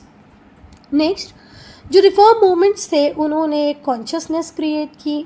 ठीक है, एक ऐसी सोसाइटी की बात की जहाँ पर प्रिविलेजेस नहीं होंगे। किसके बेसिस पे? कास्ट के बेसिस पे, क्रीड के बेसिस पे, रिलीजन के बेसिस पे, धर्म के आधार पे, जात के आधार पे, पंथ के आधार पे कोई प्रिविलेजेस नहीं होंगे। डिवॉइड होने का मतलब है से रहित। डिवॉइड का मीनिंग क्या होता है बेटा? से रहित। किस किस से रहित होगी हमारी सोसाइटी? किस किस के बिना होगी कि कोई प्रिविलेज नहीं मिलेगा आपको जाति के आधार पे, पंथ के आधार पे, क्रीड के आधार पे, धर्म के आधार पर। अब हम बात करेंगे बेटा रोल ऑफ द प्रेस। ठीक है, बहुत सारे न्यूज़पेपर्स पब्लिश होने लग गए। कब? 19th सेंचुरी के लेटर हाफ में, मतलब 50s के बाद, 60s में, 70s में, 80s में। कुछ जो प्रोमिनेंट न्यूज़पेपर थे वो थे अमृत बाज़ार पत्रिका, the Bengali, the Tribune, the pioneer, the Times of India, the Hindu, statesman in English. ठीक है, कौन कौन से न्यूज़पेपर स्टार्ट हो गए? अमृत बाज़ार पत्रिका, the Bengali, the Tribune, the pioneer, the Times of India, the Hindu, the statesman. और ये सारे के सारे किस भाषा में आए बेटा? इंग्लिश भाषा में आए। बहुत सारे दूसरे न्यूज़पेपर और मैगजीन्स भी आए, किसमें, वर्नाकुलर लैंग्वेजेस में। अगर आपसे बात करें the Hindu, the Times of India, Bengali Tribune, Amrita Bazar Patrika, तो ये सारे तो इंग्लिश में थे, पर लोकल लैंग्वेजेस में तेलुगु, तमिल, मराठी, गुजराती, वर्नाकुलर लैंग्वेजेस में भी बहुत सारे न्यूज़पेपर आए। और ये जो न्यूज़पेपर थे इनका एक बहुत इंपॉर्टेंट रोल था। इन न्यूज़पेपर के थ्रू ही हम एक नेशनल सेंटिमेंट, एक स्ट्रॉन्ग नेशनल सेंटिमेंट को लोगों तक पहुंचा पाए, लोगों के अंदर जगह पाए कि भाई एक जगह अगर कुछ होता तो वो न्यूज़पेपर में पब्लिश होता, सारे लोग उसको सुनते, समझते और नेशन से कनेक्ट कर पाते, जुड़ पाते। It did so in the following manner. कैसे किया न्यूज़पेपर ने हमें कनेक्ट नेशनल सेंटिमेंट को हमारे अंदर कैसे बढ़ाया? देखो, न्यूज़पेपर के थ्रू, प्रेस के थ्रू जो मैसेज था पैट्रियाटिज़म का, देशभक्ति का, राष्ट्रवाद का, ठीक है, जो मॉडर्न लिबरल आइडियाज़ थे जैसे लिबर्टी, फ्रीडम, इक्वालिटी, कि भाई सबको अपने हिस्से की आज़ादी मिलनी चाहिए, फ्रीडम हो सबके पास, समाज में इक्वालिटी हो, होम रूल और इंडिपेंडेंस, ये लोगों के बीच फैलाए गए। तो अगर कोई कहता है कि न्यूज़पेपर से कैसे नेशनलिज्म के सेंटिमेंट्स लोगों में आए, कैसे नेशनलिज्म की फीलिंग बढ़ी, तो बेटा जब न्यूज़पेपर में मॉडर्न लिबरल आइडियल्स की बात होगी, लिबर्टी की बात होगी, फ्रीडम की बात होगी, देशभक्ति की बात होगी, लिबरल और इंडिपेंडेंस की बात होगी, तो अब इसी बात है, लोग जानेंगे, समझेंगे और अपने कंट्री से कनेक्ट करेंगे। दूसरा, जो प्रेस थी वो ब्रिटिश गवर्नमेंट की जितनी भी अनजस्ट पॉलिसीज़ थी ना, वो पॉलिसीज़ जिनमें कुछ भी तुक्का नहीं था, है ना, उनका क्रिटिसिज्म करती थी, और वो भी डेली बेसिस पे। फिर से जो प्रेस थी वो अपने साथ कैरी करती थी डेली क्रिटिसिज्म को। रोज़ न्यूज़पेपर आएगा, रोज़ उसमें अंग्रेजी सरकार की जो अनजस्ट पॉलिसीज़ हैं, जो बुराइयां हैं, उसे उजागर करता था, लोगों के सामने लेके आता था। तो लोग एक दिन इग्नोर करेंगे, 2 दिन इग्नोर करेंगे, बाद में समझेंगे कि भाई ब्रिटिश गवर्नमेंट ये गलत कर रही है। फिर जो न्यूज़पेपर्स थे वो इस बात में सक्सेसफुल रहे कि उन्होंने ब्रिटिश रूल जो था उसके ट्रू नेचर को एक्सपोज कर दिया। इंडिया में जो ब्रिटिश रूल था उसका ट्रू नेचर क्या है, क्यों वो हमारे ऊपर रूल कर रहे हैं, इसे एक्सपोज किसने किया? न्यूज़पेपर ने किया। और न्यूज़पेपर के थ्रू ये पॉसिबल हो पाया कि जो डिफरेंट सोशल ग्रुप्स थे वो आइडियाज़ को एक्सचेंज करने लगे, अपने व्यू पॉइंट को एक्सचेंज करने लगे। वो भी कहाँ से? इंडिया के डिफरेंट पार्ट से। देखो, हम एक दूसरे के साथ फिज़िकली तो आमने सामने नहीं बैठ पा रहे हैं, नहीं मिल पा रहे हैं, पर थ्रू न्यूज़पेपर हम उनकी बातों को सोच समझ पा रहे हैं, वो हमारी बातों को सोच समझ पा रहे थे। तो न्यूज़पेपर के through exchange of views, ideas possible हो पाया डिफरेंट सोशल ग्रुप में, डिफरेंट इंडियन पार्ट्स में, और पॉलिटिकल मूवमेंट को ऑर्गेनाइज किया गया। इवन जो इंडियंस थे उन्हें अवेयर किया गया न्यूज़पेपर के द्वारा, किस विषय में? हैपनिंग्स इन द वर्ल्ड, पूरी दुनिया में कहाँ पर कब क्या हो रहा है, ये हमें कैसे पता चला? तो बेटा न्यूज़पेपर के थ्रू ही पता चला। और ये जो अवेयरनेस थी ये हमें बहुत ज़्यादा हेल्प की, किस बात में? कि हम ये समझ पाए कि दुनिया भर में क्या पॉलिटिकल डेवलपमेंट हो रहे हैं, मॉर्निकी ख़त्म हो रही है, डेमोक्रेटिक गवर्नमेंट आ रहे हैं, ठीक है, ब्रिटिश रूल कहाँ कहाँ पर है, वहाँ कितने अत्याचार कर रहा है, तो दुनिया भर में कितने पॉलिटिकल और सोशल डेवलपमेंट हो रहे थे, ये हमें न्यूज़पेपर के थ्रू पता चले, ठीक है। और उनको देखकर, सुनकर, समझकर हम अपनी पॉलिसीज़ को बना पाए, अपने प्रोग्राम्स को बना पाए, या हम बोले कि हम अपनी पॉलिसीज़ और प्लान्स तो बना रहे थे पर उन्हें एक नया शेप मिला इन न्यूज़ के through. Student, I'm ending this video here only. If you have any doubt, any problem, to write in comment section. I'll start part 3 with this topic. Hi everyone, welcome back to the channel. In this video, we'll discuss part 3 of chapter number 2, Growth of Nationalism. Students, I hope you all have seen part 1 and part 2 of this chapter. If not, do watch it. Till this paragraph we have completed everything in part 2. We'll start part 3 with this topic, precursors of the Indian National Congress. बेटा precursor का मतलब होता है अग्रदूत।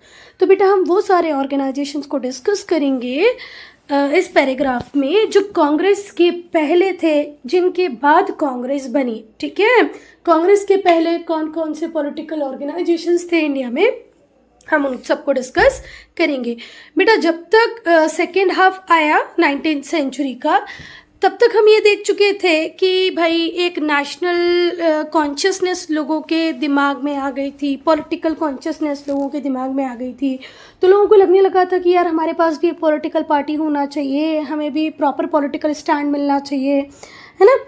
देखो, by the second half of 19th century के second half में consciousness आ गई थी लोगों के बीच में, इंडियंस के बीच में, कि जो ब्रिटिशर्स हैं वो हमारे रिसोर्सेज को कंट्रोल कर रहे हैं, ठीक है, हमारी कंट्री में रह रहे हैं, हमारे रिसोर्सेज को कंट्रोल कर रहे हैं और हमें ही प्रॉपर ट्रीटमेंट नहीं दे रहे हैं। चलो, रिसोर्सेज पे कंट्रोल कर रहे थे, वहाँ तक ठीक था, हमारे लोगों के ऊपर भी कंट्रोल कर रहे हैं, ठीक है, तो ये तो गलत बात है। साथ ही साथ लोगों को ये भी समझ में आने लगा था कि जब तक ये कंट्रोल एग्जिस्ट करेगा, इंडिया कभी भी सोवरेन नेशन नहीं बन पाएगा। सोवरेन नेशन का मतलब ही क्या होता है? सोवरेन कंट्री मतलब वो कंट्री जिसके इंटरनल डिसीजन, एक्सटर्नल डिसीजन चुने हुए नेता लें, वहाँ के लोगों की सहमति से डिसीजन लिए जाए। पर जब तक ब्रिटिशर्स हमारे पास थे तो हम सोवरेन थे ही नहीं, because our internal external decisions taken by home, Britishers. तो पैराग्राफ हमने स्टार्ट किया किससे कि भाई 19th सेंचुरी का जो सेकेंड हाफ था, जब तक लोगों के दिमाग में कॉन्शियसनेस आ गई थी कि भाई हमारे पास भी पॉलिटिकल पार्टी हो, हमारी भी पॉलिटिकल पकड़ हो, लोगों को ये बात समझ में आ गई थी कि जो अंग्रेज हमारे ऊपर कंट्रोल कर रहे हैं, हमारे रिसोर्सेज को यूज़ कर रहे हैं, हमारे लोगों के ऊपर कंट्रोल कर रहे हैं, जब तक ये हमारे ऊपर कंट्रोल करते रहेंगे हम एक सोवरेन नेशन, एक कंट्री नहीं बन पाएंगे, एक ऐसी कंट्री जो अपने डिसीजंस खुद ले। तो ये जो कॉन्शियसनेस थी जो हमारे अंदर आई, उसी कॉन्शियसनेस का नतीजा था कि हमने देखा कि बहुत सारी पॉलिटिकल एसोसिएशंस इंडिया में बनने लग गई। पर बनाने वाले कौन थे? इंग्लिश एजुकेटेड प्रोफेशनल्स, वो हमारे लोग जिनकी पढ़ाई इंग्लिश में हुई थी, इंग्लिश मीडियम में हुई थी, वही लोग लिबर्टी, फ्रेटर्निटी, फ्रेंच रेवोल्यूशन ये सब पढ़ के इतना रेडिकल हो गए कि उन्हें लगने लगा कि हमारे इंडिया में भी एक ऐसा पॉलिटिकल ऑर्गेनाइजेशन जो जो हमारी अपनी बातों को ब्रिटिशर्स के सामने रखे। Many of these associations were formed, ऐसे बहुत सारे एसोसिएशंस बने और इंडिया के, हमारी कंट्री के डिफरेंट पार्ट में बने, ठीक है। कोई मद्रास में बना तो कोई कोलकाता में बना तो कोई बॉम्बे में बना, ऐसे बहुत सारे एसोसिएशन बनने लगे। पर उनका कॉमन गोल था कि भाई हमें सबको साथ लेके चलना है। भले ही कोई भी पॉलिटिकल ऑर्गेनाइजेशन इंडिया के किसी भी पार्ट में बन रहा हो, पर उसके बनने के पीछे उद्देश्य यही था कि भाई जो भी मैं काम करूँगा उसमें इंडिया के सारे लोगों को इन्वॉल्व करूँगा। अगर कंट्री इंडिपेंडेंस होगी तो किसी एक या दो व्यक्ति के लिए थोड़ी होगी, सबके लिए होगी। ये जितने भी पॉलिटिकल ऑर्गेनाइजेशन थे, ये किसी एक धर्म, एक कम्युनिटी, एक क्लास के लिए काम नहीं कर रहे थे बेटा, ये सब के लिए थे। ऐसा जो पहला पॉलिटिकल एसोसिएशन बना था इंडिया में वो था लैंड होल्डर्स सोसाइटी। पहला ऑर्गेनाइजेशन ऐसा जो बना जिसने सबको साथ में लेके चलने की बात की, इंडिया की बात की, इंडिया के सोवरेन होने की बात की, वो था लैंड होल्डर सोसाइटी। ये कहाँ पर बना बेटा? कोलकाता में बना। और कब बना? 1838 में। बहुत सारे पब्लिक एसोसिएशन बनने स्टार्ट हो गए इंडिया के डिफरेंट पार्ट में, जैसे Bengal British Indian association, British Indian association, East India association, Poona Sarvajanik Sabha, London Indian society, Indian association, London Indian society, Poona Sarvajanik Sabha, East India association, British Indian association, Bengal British Indian society, ऐसे बहुत सारे organisation बनने लग गए। कुछ का नाम याद रखना बेटा, है ना। और बेटा ये जितनी भी एसोसिएशंस ऑर्गेनाइजेशन हमने पढ़ी, इन्होंने ही बेस तैयार किया कांग्रेस के फॉर्मेशन का। कांग्रेस अगर बन पाई तो उसका बेस बनाने वाले यही सारे ऑर्गेनाइजेशन थे, British India association, East India association, Poona Sarvajanik सभा, ठीक है। और बेटा कांग्रेस किसी एक पर्टिकुलर स्टेट की, इंडिया के किसी एक सेक्शन की बात करने वाली पार्टी नहीं थी बेटा, ऑर्गेनाइजेशन नहीं था। ये एक ऑल इंडिया पॉलिटिकल ऑर्गेनाइजेशन था। जो मोस्ट प्रोमिनेंट थे एसोसिएशन उस टाइम में जो बने, कांग्रेस के पहले बने, हम उनको डिस्कस करेंगे। जो मोस्ट प्रोमिनेंट एसोसिएशन बने कांग्रेस के पहले हम उनको डिस्कस करेंगे। तो पहला जो एसोसिएशन है वो है ईस्ट इंडिया एसोसिएशन। जो ईस्ट इंडिया एसोसिएशन था वो लंदन में बना था। कब बना था? 1866 में। और बनाने वाले थे हमारे दादा भाई Nehru ji. East India association कब बना? 1866 में। बनाने वाले कौन थे? दादा भाई नेहरू। कहाँ पर बनाया? लंदन में बनाया। ये जो एसोसिएशन था ये इन्फॉर्मेशन देता था ब्रिटिश सिटीजन्स को, मेंबर ऑफ पार्लियामेंट को, about Indian subjects, about the condition of Indian people. और जितनी भी इंडियंस थे, जो भी उनकी परेशानी थी, उन सबको ब्रिटिशर्स के सामने, ब्रिटिश पार्लियामेंट के सामने रखने की बात करता था। और साथ ही साथ सजेस्ट करता था, बताता था रेमेडियल मेजर कि भैया अगर आपको ये परेशानी है तो आप इसका सोल्यूशन कैसे ले सकते हैं। दादा भाई नेहरू जी, जिन्हें हम grand old man of India भी कहते हैं, दादा भाई नेहरू जी को क्या नाम दिया गया बेटा? Grand old man of India. उनका ओपिनियन था कि जो ब्रिटिशर्स हैं वो अच्छे हैं, जस्ट हैं, मतलब अकॉर्डिंग टू लॉ काम करने वाले हैं, गुड मतलब अच्छे हैं, जस्ट भी हैं और गुड भी हैं। तो वो चाहते थे कि अगर हम इंडियन अफेयर्स की, इंडिया में जो चल रहा है उसका ट्रू स्टेट ब्रिटिशर्स के सामने रखेंगे, ब्रिटिश पार्लियामेंट के सामने रखेंगे, इंग्लैंड के लोगों के सामने रखेंगे, तो वो इंडियंस की प्रॉब्लम को समझेंगे और उन्हें रिजॉल्व भी करेंगे। खैर ये सोच थोड़ी सी दादा भाई नेहरू जी की गलत थी, क्योंकि ब्रिटिशर्स तो पैदा ही हुए हैं दूसरों को परेशान करने के लिए। किस तरीके से कहाँ परेशान किया जाए, कैसे लोगों को बांटा जाए, ये इनका मेन मोटिव है किसका? ब्रिटिशर्स का। पर दादा भाई अच्छे थे तो लोगों को भी अच्छा समझते थे। उनके अकॉर्डिंग ब्रिटिशर्स जस्ट थे, गुड थे। अगर उनको इंडियंस की प्रॉब्लम पता पड़ती तो वो उसका सोल्यूशन ज़रूर देते और ज़रूर देंगे, ऐसा मानना और समझना किसका था? दादा भाई का, जिन्हें हम क्या भी कहते हैं बेटा? Grand old man of India. और ये जो एसोसिएशन थी इसकी बहुत सारी ब्रांचेस थी। देखो कहाँ कहाँ पर थी ब्रांचेस थी? मुंबई में थी, कोलकाता में थी और चेन्नई में थी। तो जब भी अगर क्वेश्चन आता है ईस्ट इंडिया एसोसिएशन तो ये याद रखना कि बनाने वाले दादा भाई नेहरू जी थे। बननी थी ये 1866 में। और दादा भाई का फर्म बिलीव था ब्रिटिशर्स के ऊपर, उनके जस्ट होने पर, उनके गुड होने पर कि भाई अच्छे हैं। बेटा अब हम पढ़ेंगे second, Indian association. Indian association कब बनी बेटा? 1876 में। इसके पहले अभी हमने जो फर्स्ट ऑर्गेनाइजेशन पढ़ा वो था ईस्ट इंडिया एसोसिएशन, जो बना था 1866 में। उसके 10 साल बाद ही बना इंडियन एसोसिएशन। ये जो इंडियन एसोसिएशन था इसका मतलब था ये पैन इंडिया रहेगी, ऑल इंडिया मूवमेंट रहेगी, इसका स्टेटस पैन इंडिया था।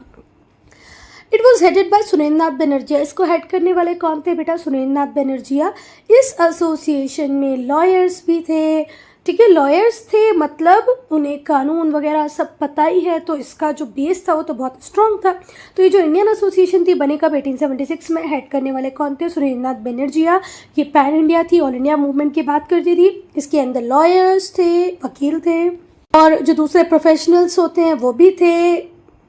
एजुकेशन जिन लोगों को मिल गया था, जो एजुकेटेड मिडिल क्लास थी, वो भी इसका पार्ट थी। मतलब लॉयर्स भी हैं, प्रोफेशनल्स भी हैं, पढ़े लिखे मिडिल क्लास लोग भी हैं। ये जो एसोसिएशन थी इसकी ब्रांचेस बंगाल में भी थी और बंगाल के आसपास जो शहर थे उनमें भी थी, टाउन्स में हुआ करती थी, बंगाल में थी। कब बना? 76 में बना। हेड करने 1876 में बना। हेड कर रहे थे सुरेंद्र नाथ बनर्जिया। बंगाल और आसपास के एरिया में इसकी ब्रांचेस थी। बंगाल और जो बंगाल के बाहर जो टाउन्स हैं उनमें इनकी ब्रांचेस थी। इसमें लॉयर्स भी थे, प्रोफेशनल्स भी थे, पढ़े लिखे एजुकेटेड मिडिल क्लास इंडियंस भी थे। ऑब्जेक्टिव क्या थे इंडियन एसोसिएशन के? पहला ऑब्जेक्टिव था पब्लिक ओपिनियन के लिए एक स्ट्रॉन्ग बॉडी को क्रिएट करना, जहाँ पर लोग आए, अपने व्यूज़ को रखें और उन व्यूज़ को एक बड़े प्लेटफॉर्म से लोगों तक पहुँचा पाएँ। Creation of a strong body of public opinion, public opinion के लिए एक स्ट्रॉन्ग बॉडी को बनाना। दूसरा, इंटीग्रेट करना था किसको? इंडियंस को। किसके बेसिस पे? Common political interest. वो सारे इंडियंस जिनके एक जैसे पॉलिटिकल इंटरेस्ट है उन लोगों को इकट्ठा करना, उनको इंटीग्रेट करना भी इस एसोसिएशन का एक इम्पॉर्टेंट एम था। अब हम नेक्स्ट पॉइंट को पढ़ेंगे जो मेरे अकॉर्डिंग सबसे ज़्यादा इम्पॉर्टेंट है। बेटा उस टाइम की नीड थी कि हिंदू और मुस्लिम्स को साथ में एक प्लेटफॉर्म पे लाया जाए, उनके अंदर यूनिटी की भावना लाई जाए। तो भाई इस एसोसिएशन ने ऐसा ही किया, प्रमोशन किया किसका? फ्रेंडली रिलेशंस का। किसके बीच में? हिंदूज़ और मुस्लिम्स के बीच में, ठीक है। Promotion of friendly relations between Hindus and Muslims. तो पहला काम, पब्लिक ओपिनियन लोगों तक पहुंच पाए, लोग अपने व्यू पॉइंट को शेयर कर पाएँ, इसलिए एक स्ट्रॉन्ग बॉडी बनाना था। दूसरा, उन सारे लोगों को इंटीग्रेट करना था जिनके कॉमन पॉलिटिकल इंटरेस्ट थे, जो देश की आज़ादी के बारे में सोचते थे। नेक्स्ट, फ्रेंडली रिलेशंस क्रिएट कराना, प्रमोट करना हिंदूज़ और मुस्लिम्स के बीच में। और फोर्थ पॉइंट भी बहुत इंपॉर्टेंट है। क्यों इंपॉर्टेंट है? क्योंकि बेटा यहाँ पर पब्लिक मूवमेंट्स की बात हो रही है, और ये पब्लिक मूवमेंट्स में अगर 2 व्यक्ति 4 व्यक्ति होंगे तो कोई इस मूवमेंट की तरफ ध्यान नहीं देगा। तो इन मूवमेंट्स को मास सपोर्ट मिले, इसमें मास पार्टिसिपेशन हो, ये भी एक एम था इस ऑर्गेनाइजेशन का। अब अगर हम अचीवमेंट्स की बात करें कि क्या अचीव किया इन ऑर्गेनाइजेशन ने, तो इन्होंने एजुटेशंस को लॉन्च किया अगेंस्ट ऑप्रेसिव एक्ट्स, जैसे कि license act, arms act, vernacular press act. तो जब आर्म्स एक्ट आया, वर्नाकुलर प्रेस एक्ट आए, लाइसेंस एक्ट आए, तो ये जो ऑर्गेनाइजेशन थी इसने भर भर कर एजुटेशन किया, प्रोटेस्ट किया, ठीक है। और फिर जब इंपीरियल सिविल सर्विसेज की एज 29 से कम होकर 19 होने लगी, आईसीएस की एज 21 साल से 19 साल होने लगी, तो इसके लिए भी इन्होंने प्रोटेस्ट किया कि भैया इतनी कम एज में हमारा इंडियन तो उसमें कॉम्पीट कर ही नहीं पाएगा। तो लाइसेंस एक्ट के खिलाफ, आर्म्स एक्ट के खिलाफ, वर्नाकुलर प्रेस एक्ट के खिलाफ, और जब आईसीएस की एज कम होने लगी, इन सब में ही मास एजुटेशन किया इस ऑर्गेनाइजेशन ने, जिसका नाम था इंडियन एसोसिएशन, जो बनी थी 1876 में, जिसको हेड कर रहे थे सुरेंद्रनाथ बनर्जी, ठीक है। और फिर बेटा इन्होंने उन वर्कर्स के लिए भी स्टैंड लिया जो ब्रिटिश ओन्ड प्लांटेशन में काम करते थे, जिन्हें घर नहीं आने दिया जाता था, जहाँ की कंडीशन अच्छी नहीं थी, उनकी सैलरी अच्छी नहीं थी, उसके लिए भी बहुत ज़्यादा काम किया इस ऑर्गेनाइजेशन ने। हाउएवर ये जो एसोसिएशन थी ये ऑल इंडियन कैरेक्टर को अटेन नहीं कर पाई बेटा, पॉसिबल भी नहीं था, क्योंकि लोगों के अंदर उतना उस लेवल की कॉन्शियसनेस नहीं आई थी। थोड़ी बात आ गई थी, पर हर व्यक्ति देश के लिए सोच नहीं रहा था, तो अभी कहीं कुछ कमी थी, तो इसका ऑल इंडियन कैरेक्टर और पैन इंडिया ये नहीं बन पाई थी बेटा। अब हम पढ़ेंगे हमारे थर्ड ऑर्गेनाइजेशन को, जो है इंडियन नेशनल कॉन्फ्रेंस। कब? 1883 में। सुरेंद्रनाथ बनर्जी जो ऑलरेडी इंडियन एसोसिएशन चला रहे थे, जिसको उन्होंने बनाया था 1876 में, इन्होंने उसको चलाते हुए ही 1883 में कन्वीन किया, बुलाया किसको, ऑर्गेनाइज किया किसको, ऑल इंडिया नेशनल कॉन्फ्रेंस को। कहाँ पर? कोलकाता में। ये एक प्रोविंशियल ऑर्गेनाइजेशन बना। इन्होंने बहुत सारे इंडिया के डिफरेंट पार्ट से लोगों को बुलाया कि चलो आओ, हम बैठते हैं, हम बातचीत करते हैं, ठीक है। ऑल इंडिया नेशनल कॉन्फ्रेंस कहाँ पर? कोलकाता में। लोग आए और ये एक प्रोविंशियल ऑर्गेनाइजेशन की तरह उभरा, जो एक मॉडल की तरह काम करता है आने वाले समय में बनने वाली कांग्रेस के लिए। It offered a model to Indian National Congress. आने वाले टाइम में जो इंडियन नेशनल कांग्रेस बनेगी उसके लिए मॉडल की तरह काम करने लगा। और इंडियन नेशनल कांग्रेस कब बनेगी? 1885 में, मतलब इसके सिर्फ 2 साल बाद। बेटा ये दोनों ही जो बॉडीज़ थी, इनका पर्पस सेम ही था, ठीक है, to work for the welfare of the Indians. शुरुआत में जब कांग्रेस बनी तो कांग्रेस शुरुआती दौर में 1885 में आते ही आज़ादी की बात नहीं करती थी। They were there for the purpose of getting welfare to the people of the India. So the main motive of both the organisation was same, welfare of Indians. It merged with Indian National Congress, और बाद में जाके ये Indian National Congress के साथ मर्ज हो गए। कब? 1886 में। ये ऑर्गेनाइजेशन बनी 1883 में, ठीक है। 1885 में बना कांग्रेस। इन दोनों के मर्ज होने वाला ईयर कौन सा था? 1886। इंडियन नेशनल कॉन्फ्रेंस 1883 में बना, इंडियन नेशनल कांग्रेस 1885 में मिला, दोनों मिल गए। कब? दिसंबर 1886 में। अब बेटा हम पढ़ेंगे इंडियन नेशनल कांग्रेस के फॉर्मेशन को। बहुत सारे जो पॉलिटिकल ऑर्गेनाइजेशन थे जिनको हमने अभी पढ़ा, वो लोकल थे कैरेक्टर में, मतलब हर ऑर्गेनाइजेशन ने ये ट्राई किया कि वो पैन इंडिया बन जाए, इंडिया के डिफरेंट पार्ट से डिफरेंट लोगों को अकोमोडेट करे, पर वो हो नहीं पाया। उनकी जो एक्टिविटीज़ थी वो एक पर्टिकुलर सेगमेंट तक, एक पर्टिकुलर एरिया तक लिमिटेड थी। However there activities had prepared, पर उनकी एक्टिविटीज़ ने भले ही वो एक एरिया तक लिमिटेड थी, पर ग्राउंड क्रिएट किया for all India political organization. अगर कांग्रेस बन पाई, पैन इंडिया नेचर उसका हो पाया, तो वो सिर्फ इस वजह से क्योंकि पहले की ऑर्गेनाइजेशन बहुत सारी ऐसी बन गई थी जिन्होंने ग्राउंड प्रिपेयर कर दिया था कि भाई अब जो भी ऑर्गेनाइजेशन बनेगा उसमें पूरे इंडिया से डिफरेंट लोग इन्वॉल्व होंगे। फिर से ध्यान से सुनो, बहुत सारे पॉलिटिकल ऑर्गेनाइजेशन जो हमने पहले पढ़े वो लोकल थे कैरेक्टर में, पर उनकी जो एक्टिविटीज़ थी उन्होंने ग्राउंड प्रिपेयर कर दिया जिससे कांग्रेस बनी। तो बेटा भले ही सुरेंद्र नाथ बनर्जी हो, दादा भाई नेहरू जी हो, फिरोज शाह मेहता हो, बदरुद्दीन तैयब जी हो, जस्टिस रनाडे हो, ये सब एक डायरेक्शन में जा रहे थे और एक ऐसे ऑर्गेनाइजेशन के बनने की बात कर रहे थे जो क्या हो, ऑल इंडिया पॉलिटिकल बॉडी हो। ठीक है, justice Ranade were moving towards the formation of all India political body. Luckily इन्हें हेल्प मिली एक स्ट्रेंज सोर्स की जिनका नाम था एलन ऑक्टावियन ह्यूम। ये एक रिटायर्ड ब्रिटिश ऑफिसर थे, इंडियन सिविल सर्विसेज में अपनी सर्विस दे चुके थे। तो बेटा ये जो इंडियन सिविल सर्वेंट थे कौन, एलन ऑक्टावियन ह्यूम, एओ ह्यूम, ये भी चाहते थे कि एक ऐसा ऑर्गेनाइजेशन बने जो सरकार का ध्यान इस तरफ मोड़े कि भाई आपके अंदर कुछ एडमिनिस्ट्रेटिव ड्रॉबैक्स हैं, जो ब्रिटिश गवर्नमेंट इंडिया में काम कर रही है उसमें बहुत सारी कमियां हैं, और साथ ही साथ सजेस्ट करे उन सारे मीन्स को जिससे जो गवर्नमेंट है वो अपनी गलतियों को सुधार पाए, उनको रेटिफाई कर पाए।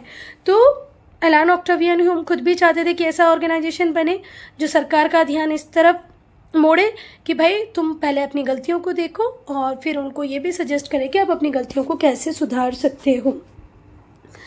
ह्यूम ने एक ओपन लेटर लिखा, ठीक है, कलकत्ता यूनिवर्सिटी के ग्रेजुएट्स को, और उनसे पूछा कि भाई आप लोगों को डेडिकेट करना है अपनी सर्विसेज को लोगों की भलाई के लिए, और ऐसा कैसे कर पाओगे आप जब आप एक ऑर्गेनाइजेशन बनाओगे। ठीक है, तो ह्यूम ने एक ओपन लेटर लिखा किसको, कलकत्ता यूनिवर्सिटी के ग्रेजुएट्स को, और वहाँ पर उनसे पूछा कि आप डेडिकेट करो अपने आप को to the service of the people. और ये कैसे कर पाओगे, एक यूनियन बना करके, by forming a union to organise a well defined course of action. और फिर हम लोग एक well defined course of action को ऑप्ट करेंगे जहाँ प्रॉपर प्लानिंग होगी, एम्स होंगे, ऑब्जेक्टिव्स होंगे, और वो जो यूनियन होगा जिसके वेल डिफाइंड ऑब्जेक्टिव्स होंगे वो जन कल्याण के लिए, लोगों की भलाई के लिए काम करेगी। और ये जो अपील थी ह्यूम की, जो उन्होंने लेटर के थ्रू की, कलकत्ता यूनिवर्सिटी के बच्चों से की, ये रंग लाई और डिज़ायर्ड रिजल्ट मिले। बहुत सारे बच्चे लोगों की सेवा के लिए सामने आए, इंडियंस के वेलफेयर की बात। बेटा अब 1884 में होता क्या है, जो ह्यूम होते हैं वो बातचीत करते हैं, कंसल्टेशन करते हैं बहुत सारे इंडियन लीडर्स से, और इंडियन लीडर्स से बातचीत करने के बाद वो फाउंडेशन रखते हैं किसका, इंडियन नेशनल यूनियन का। क्लियर है। और फिर इंडियन नेशनल यूनियन जब बन जाती है, उसका फाउंडेशन रखा जाता है, उसके बाद ये कॉन्फ्रेंस बुलाती है, कन्वीन करती है। ये जो यूनियन होती है, इंडियन नेशनल यूनियन होती है, ये कॉन्फ्रेंस बुलाती है जिसमें इंडिया के डिफरेंट पार्ट से रिप्रेजेंटेटिव आके इसको अटेंड करने वाले थे। और ये होने वाली कहाँ थी, पूना में। और क्या डेट डिसाइड की गई थी, 25 दिसंबर 1885। फिर से ध्यान से सुनो, 1884 में जब इंडियन लीडर से बात की ह्यूम ने, तो इन लोगों ने क्या बना लिया, इंडियन नेशनल यूनियन बना लिया। फिर इस इंडियन नेशनल यूनियन ने एक कॉन्फ्रेंस बुलाई जिसमें इंडिया के डिफरेंट पार्ट से रिप्रेजेंटेटिव आने वाले थे। कहाँ होने वाली थी, पूना में। कब होने वाली थी, दिसंबर 25, 1885 को। पर इसी बीच हम देखते हैं कि पूना में प्लेग की बीमारी आ गई। प्लेग एक बीमारी होती है बेटा, प्लेग की बीमारी आ गई। तो बीमारी आ गई तो वहाँ पर कैसे जाते इतने सारी रिप्रेजेंटेटिव, इसीलिए इस मीटिंग को शिफ्ट किया गया कहाँ, मुंबई। मुंबई में कहाँ पर हुई, गोकुलदास तेजपाल संस्कृत कॉलेज में। गोकुलदास तेजपाल संस्कृत कॉलेज में ये मीटिंग हुई। ठीक है, प्लेग क्योंकि पुणे में आ गया तो मीटिंग को किसी और जगह शिफ्ट किया गया। वो जगह पुणे से कहाँ थी, थोड़ी सी दूर। किस जगह पर थी, मुंबई में थी, मतलब महाराष्ट्र में ही थी। पहले महाराष्ट्र के पुणे में होने वाली थी, फिर महाराष्ट्र के मुंबई में हुई। कहाँ पर हुई, गोकुलदास तेजपाल संस्कृत कॉलेज में। कब से कब तक हुई, 28 से 31। पहले ये 25 को होने वाली थी पर ऐसा नहीं हो पाया, 28 को स्टार्ट हुई, 31 तक चली। कब, 1885 में। और इसके प्रेसिडेंट कौन थे, भूमेश चंद्र बनर्जी। और कितने डेलीगेट्स ने इसको अटेंड किया, 72 डेलीगेट्स ने। तो कांग्रेस की पहली मीटिंग, पर कांग्रेस का नाम उस टाइम क्या हुआ करता था बेटा, इंडियन नेशनल यूनियन। बुलाई गई थी वो जो कॉन्फ्रेंस वो होने वाली थी पुणे में 25 दिसंबर को, पर नहीं हुई। 28 दिसंबर को कहाँ पर हुई? मुंबई में हुई। कहाँ पर हुई बेटा? गोकुलदास तेजपाल संस्कृत कॉलेज में। नाम याद रखना, गोकुलदास तेजपाल संस्कृत कॉलेज में। कितने डेलीगेट से? 72। कब से कब तक हुई? 28 से 31 तक हुई। फिर दादा भाई नेहरू जी ने सजेशन दिया कि भाई ये जो नाम तुमने यूनियन रखा है, इस यूनियन को ख़त्म करके यहाँ पर क्या ले आओ? कांग्रेस। इसको रिप्लेस कर दो यूनियन वर्ड को। तो फिर इंडियन नेशनल यूनियन क्या बन गया? Indian National Congress. और फिर फाउंडेशन रखा जा गया किसका? इंडियन नेशनल कांग्रेस का। कब रखा गया था बेटा? 28 दिसंबर 1885 को। दादा भाई ने सिर्फ इतना सजेशन दिया कि यूनियन की जगह क्या कर लो? कांग्रेस। कांग्रेस का फाउंडेशन कब रखा गया? 28 दिसंबर को 1885 में। कहाँ पर मिले थे ये लोग? मुंबई में। कितने डेलीगेट्स थे? 72 डेलीगेट्स थे। किसकी प्रेसिडेंटशिप में पहली मीटिंग हुई? उमेश चंद्र बनर्जी। जो वाइसरॉय थे उस टाइम के, लॉर्ड डफरिन, उन्होंने भी कांग्रेस को बहुत फेवर किया, क्योंकि वो कांग्रेस को सेफ्टी वॉल्व की तरह देखते थे कि भाई यहाँ पर लोग आएंगे, अपने ग्रीवियांसेस को डिस्कस करेंगे, तो जो पॉपुलर डिस्कंटेंट होगा इस मीटिंग का वो मुझे पता ही चल जाएगा। तो कम से कम वो इस तरीके से देख रहे थे कांग्रेस को कि कांग्रेस में जब लोग आए, बैठे, बातचीत की, मेजर ग्रीवियांसेस पे बात की, वो ग्रीवियांसेस पे जब ये लोग प्रोटेस्ट या मास प्रोटेस्ट करने की बात करेंगे तो भाई उस प्रॉब्लम का सोल्यूशन पहले ही मैं दे दूंगा। तो वो चाहते थे कि भाई ये ऑर्गेनाइजेशन हमेशा किसकी तरह काम करे? सेफगार्ड की तरह काम करे। किसको सेफगार्ड प्रोवाइड करे? ब्रिटिश इंटरेस्ट को। ठीक है, देखो देश के इस कोने में कोई प्रॉब्लम थी, इस कोने में कोई प्रॉब्लम थी, यहाँ कोई प्रॉब्लम थी, तो पता नहीं था ना इन प्रॉब्लम्स की इंटेंसिटी कब थी, कैसी थी, कितने लोग प्रोटेस्ट करना चाह रहे हैं। जब ये इकट्ठे आके कांग्रेस में बैठेंगे, वहाँ पे बात करेंगे, हम कल से प्रोटेस्ट स्टार्ट करेंगे, ये प्रॉब्लम बड़ी, ये प्रॉब्लम छोटी, तो ब्रिटिशर्स को पहले ही पता चल जाएगा। तो इसीलिए वो सेफ्टी वॉल्व की तरह देखते थे किसको? कांग्रेस को। जो कांग्रेस थी वो किस तरीके से लोगों द्वारा देखी जाती थी? लोग इसमें अपनी आशा को देखते थे। लोग देखते थे ये ऑर्गेनाइजेशन अब हमारे लिए कुछ ना कुछ करेगी। लोगों की बहुत सारी अपेक्षाएं थी, एस्पिरेशंस थी इससे। ठीक है, so aspirations of the people of India who accepted its leadership in launching the freedom movement. और लोगों ने इसकी लीडरशिप को एक्सेप्ट किया किसमें? फ्रीडम मूवमेंट में। और इसने अपने गोल को अचीव भी किया। जब 1947 में हमें आज़ादी मिल गई तो लोगों ने कांग्रेस के बनने से अब तक कांग्रेस से बहुत सारी आशाएं रखी हैं। ठीक है, जब कांग्रेस बनी तो लोगों को लगने लगा कि भैया अब हमारी डिमांड्स को ही पूरा करवाएगी। लोगों ने बहुत सारी एस्पिरेशंस इससे रखी और इसी एस्पिरेशन के साथ उन्होंने इसे लीडर के रूप में भी एक्सेप्ट किया कि भैया जो इंडियन नेशनल मूवमेंट चलेगा उसमें हमारा लीडर कौन होगी? कांग्रेस। और कांग्रेस ये अचीव करने में सक्सेसफुल भी हुई। बेटा हमें आज़ादी मिल गई 1947 में। अब हम पढ़ेंगे बेटा एम्स, उद्देश्य किसके? इंडियन नेशनल कांग्रेस के। तो जब पहली बार इंडियन नेशनल कांग्रेस की पहली मीटिंग हुई, उसको हेड कौन कर रहे थे? WC बनर्जी, उमेश चंद्र बनर्जी। तो इन्होंने अपने प्रेसिडेंशियल एड्रेस में फॉलोइंग एम्स बताया कि भाई इंडियन नेशनल कांग्रेस के ये उद्देश्य हैं। हम वन बाय वन डिस्कस करेंगे। पहला जो मेजर एम था वो यही था कि फ्रेंडली रिलेशंस को डेवलप करना है among whom?